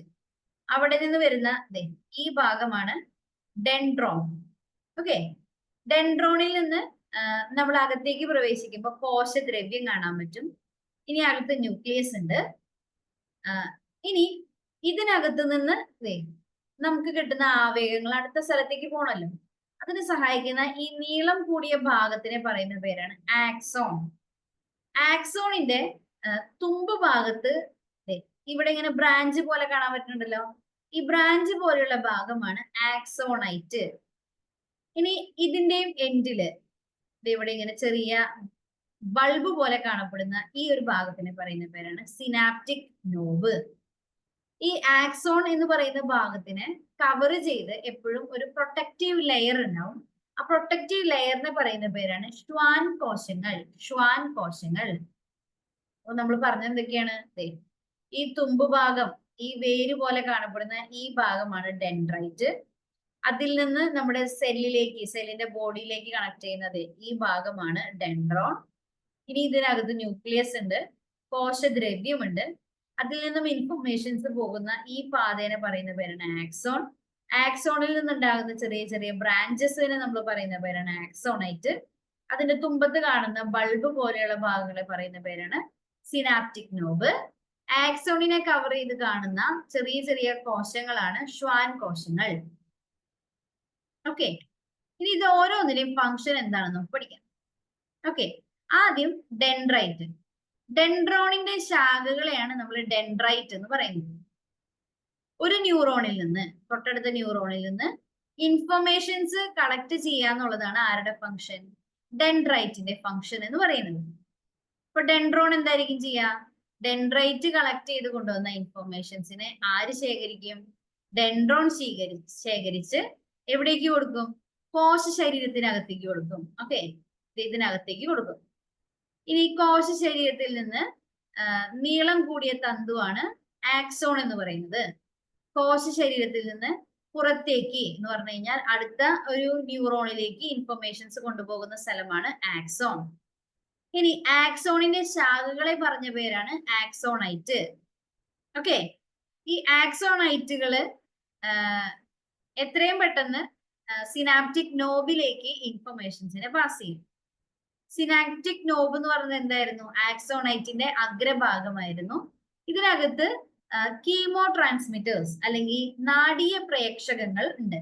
ഈ നാഡീയ പ്രേക്ഷകങ്ങളുടെ സഹായത്തോടു കൂടിയാണ് ഒരു ന്യൂറോണിൽ നിന്ന് അടുത്ത ന്യൂറോണിലേക്ക് എന്ത് ട്രാൻസ്ഫർ ചെയ്യുന്നത്? നമുക്ക് കിട്ടിയ ആവേഗങ്ങളെ ട്രാൻസ്ഫർ ചെയ്യുന്നത്. ഓക്കെ, അപ്പൊ നാഡികളിലൂടെ പ്രേക്ഷണം ചെയ്യപ്പെടുന്ന സന്ദേശങ്ങളെ പറയുന്ന പേരാണ് ആവേഗങ്ങൾ എന്ന് പറഞ്ഞാൽ എന്താണ്? ഇമ്പൾസസ് എന്ന് ഇംഗ്ലീഷിൽ പറയും. കോശ ശരീരത്തിൽ നിന്ന് ആവേഗങ്ങളെ പുറത്തേക്ക് വഹിച്ചുകൊണ്ട് പോകുന്നത് ആരാണ്? ആക്സോൺ ആണ്. കോശ ശരീരത്തിലെ നീളം കൂടിയ തന്തു ഏതാണ്? ആക്സോൺ ആണ്. ആക്സോണിനെ വലയം ചെയ്ത് കാണപ്പെടുന്ന കോശങ്ങളെ പറയുന്ന പേരാണ് ഷ്വാൻ കോശങ്ങൾ. ഓക്കെ, ഇനി ഈ ആക്സോണിനെ കവർ ചെയ്ത് ഒരു കൊഴുപ്പ് നിറഞ്ഞ വെളുത്ത നിറത്തിലുള്ള ഒരു സ്ഥലം കാണാറുണ്ട്. അതിനെ പറയുന്ന പേരാണ് മൈലിൻ ഷീത്ത്. മൈലിൻ ഷീത്ത് ഇത് വെളുത്ത നിറത്തിലാണ് കാണുക, കൊഴുപ്പാണ് അതിനുള്ളത്. ഓക്കെ, അപ്പോ ആക്സോണിന് വേണ്ട പോഷകങ്ങൾ കൊടുക്കുക, ഓക്സിജൻ കൊടുക്കുക, ആവേഗങ്ങളുടെ വേഗത വർദ്ധിപ്പിക്കുക, അതുപോലെ തന്നെ ഒരു ഇൻസുലേറ്റർ ആയിട്ട് എന്ന് പറഞ്ഞാൽ ഈ ആക്സോണിൽ കൂടെ കടന്നു പോകുന്ന നെർവ് ഇമ്പൾസസ് നഷ്ടപ്പെടാതെ, നമ്മൾ ഈ ഇമ്പൾസസ് പോകുന്നത് ഇലക്ട്രിക് ഇമ്പൾസുകളായിട്ടാണ്. അപ്പൊ ഇലക്ട്രിക് സിഗ്നലുകൾ നഷ്ടപ്പെട്ടു പോകാതെ ഒരു ഇൻസുലേറ്റർ ആയിട്ട് പ്രവർത്തിക്കുക. അതുപോലെ ബാഹ്യക്ഷതങ്ങളിൽ നിന്ന് നമ്മുടെ ആക്സോണിനെ സംരക്ഷിക്കുക എന്നിവയെല്ലാം ആരുടെ ധർമ്മങ്ങളാണ്? മൈലിൻ ഷീത്തിന്റെ ധർമ്മങ്ങളാണ്. കുറച്ചധികം ധർമ്മങ്ങളുണ്ട് അല്ലെ? പോഷകങ്ങൾ കൊടുക്കണം, ഓക്സിജൻ കൊടുക്കണം, ആവേഗങ്ങളെ വേഗത വർദ്ധിപ്പിക്കണം, ഇൻസുലേറ്റർ ആയിരിക്കണം, പിന്നെന്തൊക്കെയുള്ള ബാഹ്യക്ഷതങ്ങളിൽ നിന്ന് സംരക്ഷിക്കണം. ഇത്രയും ധർമ്മങ്ങളാണ് ആർക്കുള്ളത്? ആക്സോണിന് കവർ ചെയ്ത് കാണുന്ന മൈലിൻ ഷീത്തിനുള്ളത്. ഇനി നാഡികളിലെ മൈലിൻ ഷീത്ത് നിർമ്മിക്കപ്പെട്ട കോശങ്ങളാണ് ഷ്വാൻ കോശങ്ങൾ. ഷ്വാൻ കോശങ്ങൾ കൂടി ചേർന്നാണ് എന്ത് കാണുന്നത്? മൈലിൻ ഷീത്ത് കാണുന്നത്. നോക്കി, കുറെ ഷ്വാൻ കോശങ്ങൾ ഇങ്ങനെ 1 by 1 ആയിട്ട് കവർ ചെയ്ത് വരുന്നതിനെയാണ് നമ്മൾ മൈലിൻ ഷീത്ത് എന്ന് വിളിക്കുക. ഇനി ഇവിടെ ഒരു പ്രത്യേകതയുള്ള ഒരു പേര് പറയുന്നുണ്ട്, ഒളിഗോഡെൻഡ്രോസൈറ്റ്. അതെന്താണെന്ന് നോക്കാം. മസ്തിഷ്കത്തിലെ ബ്രെയിനിലെയും അതുപോലെ തന്നെ സുഷുമ്ന എന്ന് പറഞ്ഞാൽ എന്താണ്? Spinal cord. ഈ രണ്ട് ഭാഗത്തെയും മൈലിൻ ഷീത്ത് നിർമ്മിക്കപ്പെട്ടിരിക്കുന്ന സവിശേഷ കോശങ്ങളെ പറയുന്ന പേരാണ് ഒളിഗോഡെൻഡ്രോസൈറ്റുകൾ. അപ്പൊ ബ്രെയിനിലും സുഷുമ്നയിലും പ്രത്യേകതയുണ്ട്. ഇവിടെ കാണപ്പെടുന്ന മൈലിൻ ഷീത്തുകളെ പറയുന്ന പേരാണ് ഒളിഗോഡെൻഡ്രോസൈറ്റുകൾ. അതുണ്ടായി വന്നത് ഒളിഗോഡെൻഡ്രോസൈറ്റിൽ നിന്നാണ്, സാധാരണ ഷ്വാൻ കോശങ്ങളിൽ നിന്നല്ല. വ്യത്യാസം മനസ്സിലായി എന്ന് വിചാരിക്കുകയാണ്. ഓക്കെ, ഷ്വാൻ കോശങ്ങളാണ് എല്ലാ ഭാഗത്തും കാണാറ്. പക്ഷെ മസ്തിഷ്കത്തിലും അതുപോലെ തന്നെ സുഷുമ്നയിലും കാണപ്പെടുന്ന മൈലിൻ ഷീത്ത് നിർമ്മിക്കപ്പെട്ടിട്ടുള്ള സവിശേഷ കോശങ്ങളെ പറയുന്ന പേരാണ് ഒളിഗോഡെൻഡ്രോസൈറ്റുകൾ. ഓക്കെ, സാധാരണ ഈ ഷ്വാൻ സെൽസിന് അല്ലെങ്കിൽ മൈലിൻ ഷീറ്റിനൊക്കെ ഒരു വെള്ള കളറാണുള്ളത്. നമ്മുടെ ബ്രെയിനിലൊക്കെ ആണെങ്കിലും വൈറ്റ് കളർ കൂടുതൽ കാണപ്പെടുന്ന എന്ന് പറഞ്ഞു കഴിഞ്ഞാൽ ഈ മൈലിൻ ഷീറ്റ് ഉള്ള നാഡീകോശങ്ങൾ കൂടുതൽ കാണപ്പെടുന്ന ഭാഗം എപ്പോഴും വെളുത്തിരിക്കൂലോ. അതുകൊണ്ട് ആ ഭാഗത്തിനെ വിളിക്കുന്ന പേരാണ് വൈറ്റ് മാറ്റർ. ഇനി മൈലിൻ ഷീറ്റ് ഇല്ലാത്ത നാഡീകോശങ്ങൾ കാണപ്പെടുന്നതിന് വൈറ്റ് കളർ അല്ല, ഒരു ഗ്രേ കളറാണ് ഉണ്ടാവുക. അതുകൊണ്ട് നമ്മൾ അതിനെ വിളിക്കുന്ന പേരാണ് ഗ്രേ മാറ്റർ. അപ്പൊ വൈറ്റ് മാറ്റർ ഉണ്ട്, ഗ്രേ മാറ്റർ ഉണ്ട്. ഓക്കെ ആണല്ലോ പറഞ്ഞത്. മൈലിൻ ഷീറ്റ് ഉള്ള നാഡീകോശങ്ങളുള്ള ഭാഗത്തിന് വൈറ്റ് മാറ്റർ എന്ന് വിളിക്കും. അതില്ലാത്ത ഭാഗത്തിന് നമ്മൾ എന്ത് പേരിട്ട് വിളിക്കും? ഗ്രേ മാറ്റർ എന്ന് വിളിക്കും. ഇനി ആക്സോണിന്റെ ശാഖകളെ നമ്മൾ വിളിച്ച പേരെന്തായിരുന്നു? ആക്സോണൈറ്റ് എന്നായിരുന്നു. ഇനി ആവേഗങ്ങൾ സിനാപ്റ്റിക് നോബിലേക്ക് എത്തിക്കുന്നത് ആരാണ്? ആക്സോണൈറ്റുകളാണ്. ആക്സോണൈറ്റിന്റെ നാഡീയ പ്രേക്ഷകങ്ങൾ സ്രവിക്കുന്ന ഭാഗമാണ് സിനാപ്റ്റിക് നോബ്. ഇത് ശരീരകോശത്തിൽ നിന്ന് പുറത്തേക്ക് നീണ്ടു നിൽക്കുന്ന നാഡീകോശത്തിന്റെ ഭാഗമാണ് കേട്ടോ. ഓക്കെ, അപ്പൊ നാഡീകോശത്തിൽ നിന്ന് കോശ ശരീരത്തിൽ നിന്ന് പുറത്തേക്ക് നീണ്ടു നിൽക്കുന്ന നാഡീകോശ ഭാഗമാണ് ഡെൻഡ്രോൺ. അതെന്താ ചെയ്യാ? ഒരു ന്യൂറോണിൽ നിന്ന് എന്ത് ചെയ്യും? ആവേഗങ്ങളെ സ്വീകരിക്കും. അപ്പൊ കോശ ശരീരത്തിൽ ഏറ്റവും നീളം കുറഞ്ഞ ഭാഗമാണ് ഡെൻഡ്രോൺ എന്ന് പറയുന്നത്. ഏറ്റവും നീളം കുറഞ്ഞ ഭാഗമാണ് ഡെൻഡ്രോൺ. നീളം കൂടിയ ഭാഗം ഏതായിരുന്നു? ആക്സോൺ ആയിരുന്നു. ഇത് നിങ്ങൾക്ക് പഠിച്ച കാര്യങ്ങളായതുകൊണ്ടാണ് ഇങ്ങനെ വേഗം വേഗം പറഞ്ഞു പോകുന്നത്. കൺഫ്യൂഷൻസ് ഉണ്ടെങ്കിൽ ഒന്നുകൂടി പറഞ്ഞുതരാം. ഓക്കെ, അപ്പോ ഡെൻഡ്രൈറ്റിന്റെ ഫംഗ്ഷൻ എന്താണ്? ഒരു ന്യൂറോണിൽ നിന്ന്, തൊട്ടടുത്ത ന്യൂറോണിൽ നിന്ന് സന്ദേശങ്ങളെ സ്വീകരിക്കുക എന്നുള്ളതാണ് ഡെൻഡ്രൈറ്റിന്റെ ഫംഗ്ഷൻ. ഓക്കെ, സാധാരണ നമ്മള് ഇതിപ്പോ ഒരു ന്യൂറോൺ ആണെന്ന് വിചാരിക്കാം, ഇത് രണ്ടാമത്തെ ന്യൂറോൺ ആണെന്ന് വിചാരിക്കാം. ഓക്കെ, ഇവരുടെ ഇടയിൽ ചെറിയൊരു സ്പേസ് ഉണ്ടാവാറുണ്ട്, കണ്ടോ? ഈ ഒരു സ്പേസ്, ആ സ്പേസിനെ പറയുന്ന പേരാണ് സിനാപ്സ്. സിനാപ്സ് എന്ന് വെച്ചാൽ ഗ്യാപ്പ് എന്നുള്ള അർത്ഥത്തിൽ കണ്ടാൽ മതി. ആവേഗങ്ങളുടെ വേഗതയും അതുപോലെ തന്നെ ദിശയും ക്രമീകരിക്കുന്നത് ആരാണ്? ഈ സിനാപ്സുകളാണ്. സിനാപ്സുകളിലേക്കാണ് സിനാപ്റ്റിക് നോബിൽ നിന്ന് എന്ത് പുറപ്പെടുക? നാഡീയ പ്രേക്ഷകങ്ങൾ പുറത്തേക്ക് വരിക. ഈ നാഡീയ പ്രേക്ഷകങ്ങളാണ് ആദ്യത്തെ ന്യൂറോണിന്റെ എൻഡാണ് കേട്ടോ. ഈ ന്യൂറോണിന്റെ എൻഡിൽ നിന്ന് ഇപ്പുറത്തെ രണ്ടാമത്തെ ന്യൂറോണിലെ ഡെൻഡ്രൈറ്റിലേക്ക് ഇൻഫർമേഷൻസ് വേഗത്തിൽ പാസ് ചെയ്യും. ഓക്കെ, അപ്പോ എപ്പോഴും ഉദ്ദീപനങ്ങൾ ഉണ്ടാകുമ്പോൾ ആദ്യത്തെ ന്യൂറോണിൽ നിന്ന്, ആദ്യത്തെ നാഡിയിൽ നിന്ന് ഉണ്ടാകുന്ന വൈദ്യുത ആവേഗങ്ങൾ എവിടെ എത്തും? അതിന്റെ ഏറ്റവും എൻഡിലുള്ള സിനാപ്റ്റിക് നോബിലെത്തും. അവിടെ നിന്ന് രാസവസ്തുക്കൾ ഉണ്ടാകും. അതിനെ പറയുന്ന പേരാണ് നാഡീയ പ്രേക്ഷകങ്ങൾ. ശരിക്കും എന്ത് തന്നെയാണ്? കെമിക്കൽ സബ്സ്റ്റൻസസ് ആണ്. അങ്ങനെ ഒന്ന് രണ്ട് കെമിക്കൽ സബ്സ്റ്റൻസിന്റെ പേര് നമുക്ക് പഠിക്കണം കേട്ടോ, നാഡീയ പ്രേക്ഷകങ്ങളുടെ പേരുകൾ. അതിനൊരു എക്സാമ്പിൾ ആണ് acetyl choline. Acetyl choline synaptic Nobil നിന്നാണ് ഇത് പുറപ്പെടുക. ഇതുപോലെ തന്നെയുള്ള മറ്റൊരു ന്യൂറോ ട്രാൻസ്മിറ്റർ ആണ്, അല്ലെങ്കിൽ നാഡീയ പ്രേക്ഷകമാണ് ഡോപ്പമിൻ എന്ന് പറയുന്നത്. ഡോപ്പമിൻ. ഓക്കെ, അപ്പൊ ന്യൂറോണിനും പേശി കോശങ്ങൾക്കിടയിലുമുള്ള നാഡീയ പ്രേക്ഷകമാണ് അസറ്റൈൽ കൊളീൻ എന്ന് പറയുന്നത്. ഇനി നാഡീകോശങ്ങളുടെ പ്ലാസ്മ സ്തരത്തിന്റെ ബാഹ്യഭാഗത്തെ ചാർജ് പോസിറ്റീവ് ആണ്. ഓക്കെ, ആ ചാർജ് സെപ്പറേഷൻ നമുക്ക് അത്ര ഡീറ്റെയിൽ ആയിട്ട് തന്നിട്ടില്ല ഇതില്. അപ്പൊ എപ്പോഴും നമ്മൾ എടുക്കുന്ന ന്യൂറോണിന്റെ ബാഹ്യഭാഗം, ഇപ്പൊ ഇതാണ് ന്യൂറോൺ എന്നുണ്ടെങ്കിൽ ന്യൂറോണിന്റെ പുറം ഭാഗത്തെ ചാർജ് പോസിറ്റീവും ഉൾഭാഗത്തെ ചാർജ് നെഗറ്റീവും ആയിരിക്കും. ഇത് ഒരു സെക്ഷനിൽ നിന്ന് അടുത്ത സെക്ഷനിലേക്ക് കിടക്കുമ്പോൾ ഈ ചാർജുകൾ റിവേഴ്സ് ചെയ്യും. അപ്പൊ അതിനനുസരിച്ച് ഇൻഫർമേഷൻസ് ഒരു ഇമ്പൾസ് പോലെ ഇങ്ങനെ പാസ് ചെയ്ത് പോകും. അതാണ് അതിന്റെ രീതി എന്ന് പറയുന്നത്. അപ്പൊ നമുക്ക് അറിഞ്ഞിരിക്കേണ്ടത് ബാഹ്യഭാഗത്തെ ചാർജ് ഏതാണെന്നുള്ളതാണ്. എപ്പോഴും നാഡീകോശത്തിന്റെ ബാഹ്യഭാഗത്തെ ചാർജ് എന്തായിരിക്കും? പോസിറ്റീവ് ആയിരിക്കും. ഓക്കെ, ക്ലിയർ ആണല്ലോ പറഞ്ഞത്. ഇനി നാഡി എന്ന് പറഞ്ഞാൽ എന്തായിരിക്കും? നാഡി ഈ ഒന്നിൽ കൂടുതൽ നാഡീ തന്തുക്കൾ എന്ന് പറഞ്ഞാൽ ആക്സോണുകൾ, അതിനെങ്ങനെ നമ്മളൊരു യോജക കല കൊണ്ട് ഇങ്ങനെ ചുറ്റി വെക്കുകയാണെങ്കിൽ അതിനെ പറയുന്ന പേരാണ് നാഡി. ഈ നാഡികൾ ഇങ്ങനെ കൂട്ടത്തോടെ കാണുകയാണെങ്കിൽ നമ്മൾ അതിനെ പറയുന്ന പേരാണ് ഗാംഗ്ലിയോൺ. ഇപ്പൊ ഇവിടെ ഒരു പിക്ചർ ആണ്, നോക്കിയേ. ഇത് ഓരോ ന്യൂറോണിൽ നിന്നുമുള്ള ആക്സോണുകളാണ്, കണ്ടോ?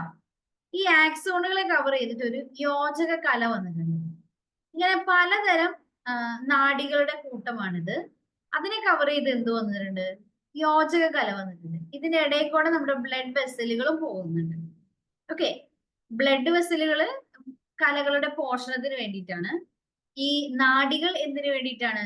ന്യൂറോൺസ് അല്ലെങ്കിൽ നെർവ്സ് എന്തിനു വേണ്ടിയിട്ടാണ്? അത് ഇൻഫർമേഷൻസ് ബ്രെയിനിലേക്ക് എത്തിക്കാനും അവിടെ നിന്ന് തിരിച്ചു കൊണ്ടുവരാനൊക്കെ വേണ്ടിയിട്ടാണ്. ഇപ്പൊ നമ്മുടെ ശരീരത്തിൽ പ്രധാനമായിട്ടും 3 തരം നാഡികളാണുള്ളത്. ഏതൊക്കെയാണെന്ന് നോക്കാം. സംവേദ നാഡികളുണ്ട്, പ്രേരക നാഡികളുണ്ട്, സമ്മിശ്ര നാഡികളുണ്ട്. ഇത് ഓരോന്നും എന്താണെന്ന് പഠിക്കാൻ ഒരു എക്സാമ്പിൾ നമുക്ക് നോക്കിയേ. സംവേദ നാഡികൾ, സംവേദ നാഡീ തന്തുക്കൾ ചേർന്നാണ് ഇത് ഉണ്ടാകുക. നമ്മുടെ ശരീരത്തിന്റെ വിവിധ ഭാഗങ്ങളിൽ നിന്ന് മസ്തിഷ്കത്തിലേക്കും അതുപോലെ തന്നെ സ്പൈനൽ കോഡിലേക്കും സന്ദേശങ്ങൾ കൊണ്ടുപോകുന്നവരെയാണ് സംവേദ നാഡികൾ എന്ന് വിളിക്കുക. ഇപ്പൊ കണ്ണിൽ നിന്ന് ഇൻഫർമേഷൻസ് ബ്രെയിനിലേക്ക് എത്താനായിട്ട് നമുക്ക് ഒപ്റ്റിക് നെർവ് ഉണ്ടല്ലോ, അതെന്തിന് എക്സാമ്പിൾ ആണ്? സംവേദ നാഡിക്ക് എക്സാമ്പിൾ ആണ്. ചെവിയിൽ നിന്ന് ഓഡിറ്ററി നെർവ് ഉണ്ട് അല്ലെ, അതും എന്തിന് എക്സാമ്പിൾ ആണ്? സംവേദ നാഡിക്ക് എക്സാമ്പിൾ ആണ്. ഓക്കെ. ഇപ്പൊ രണ്ടാമത്തെ ടൈപ്പാണ് പ്രേരക നാഡി. അതായത് തലച്ചോറും സുഷുമ്ന നാഡിയും ഇവിടെ നിന്നുള്ള സന്ദേശം തിരിച്ചു കൊണ്ടുവരണം വേണ്ടേ? ആ തിരിച്ചു കൊണ്ടുവരാനായിട്ട് ഹെൽപ്പ് ചെയ്യുന്ന നാഡിയാണ് പ്രേരക നാഡി. പ്രേരക നാഡി അതിന് എക്സാമ്പിൾ ആണ് 11ാം ശിരോനാഡി എന്ന് പറയുന്നത്. ശിരോനാഡികള് നമ്മൾ പെരിഫറൽ നെർവസ് സിസ്റ്റത്തിന്റെ ഭാഗമാണെന്ന് പറഞ്ഞിട്ടുണ്ടായിരുന്നു. അപ്പോ ബ്രെയിനിൽ നിന്ന് ഇൻഫർമേഷൻ തിരിച്ചു കൊണ്ടുവരുന്ന നാഡികളാണ് പ്രേരക നാഡി എന്ന് പറയുന്നത്. ഇനി സമ്മിശ്ര നാഡികളുണ്ട് എന്ന് പറഞ്ഞു കഴിഞ്ഞാൽ തലച്ചോറിൽ നിന്ന് സുഷുമ്നയിലേക്ക് കൊണ്ടുപോകും. തലച്ചോറിലേക്കും അതുപോലെ തന്നെ അവിടെ നിന്ന് തിരിച്ച് നമ്മുടെ ശരീരഭാഗത്തേക്കും ഒരുപോലെ കൊണ്ടുപോകാനായിട്ട് സഹായിക്കുന്ന നാഡികളാണ് സമ്മിശ്ര നാഡികൾ എന്ന് പറയുന്നത്. ഓക്കെ. ഇനി സമ്മിശ്ര നാഡിക്ക് ഒരു എക്സാമ്പിൾ ആണ് വാഗാസ് നാഡി. ഈ പേര് നിങ്ങൾ കേട്ടിട്ടുണ്ടാവും, വാഗാസ് നാഡി. ഇത് നമ്മുടെ 10ാമത്തെ ശിരോനാഡീനെ പറയുന്ന പേരാണ്. 10ാം ശിരോനാഡീനെ പറയുന്ന പേരാണ് വാഗസ് നാഡി. ഓക്കെ. അപ്പൊ ഈ വാഗസ് നാഡി അല്ലെങ്കിൽ ഇതുപോലെയുള്ള സമ്മിശ്ര നാഡികൾ ഉണ്ടാകുന്നത് എങ്ങനെയാണ്? ഒരു സംവേദ നാഡിയും ഒരു പ്രേരക നാഡിയും തമ്മിൽ ഇന്റർ ന്യൂറോൺ എന്ന് പറയുന്ന നാഡീകോശം വഴി കണക്ട് ചെയ്തിട്ടാണ്. ഇത് നമുക്ക് അത്ര ഡീറ്റെയിൽ ആയിട്ട് പിക്ചർ ആയിട്ട് നമ്മുടെ ടെക്സ്റ്റിൽ ഉണ്ടാവും. ഒരു സെക്കൻഡ്.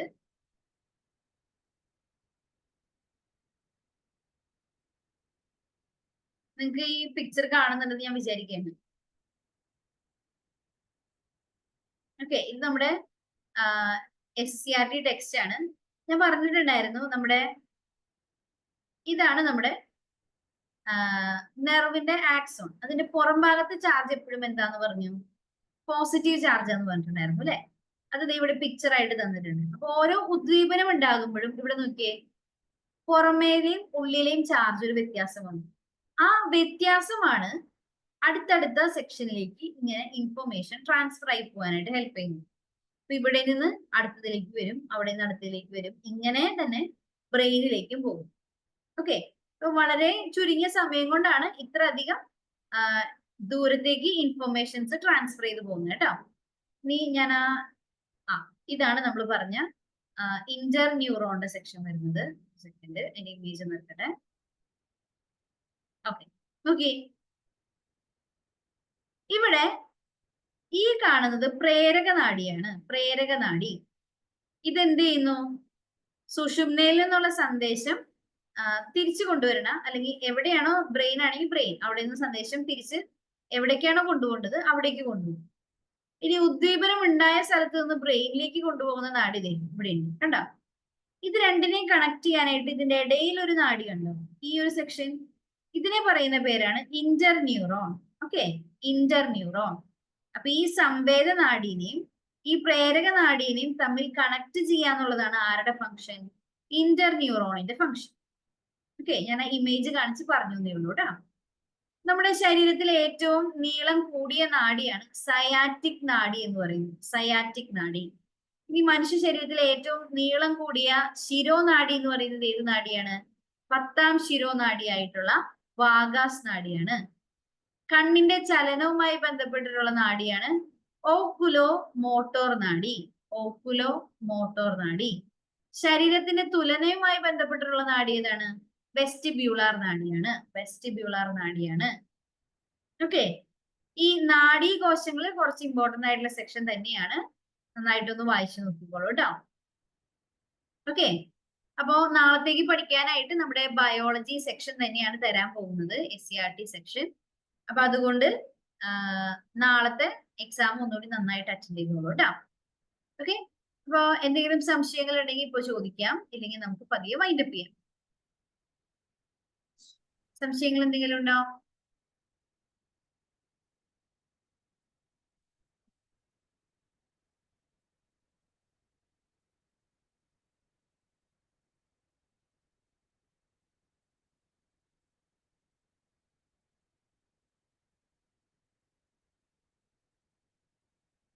ഇല്ല. ഓക്കെ, അപ്പൊ നമ്മുടെ സമയം ഏകദേശം അവസാനിക്കുകയാണ്. അപ്പൊ നമുക്ക് ഇന്നത്തെ ക്ലാസ്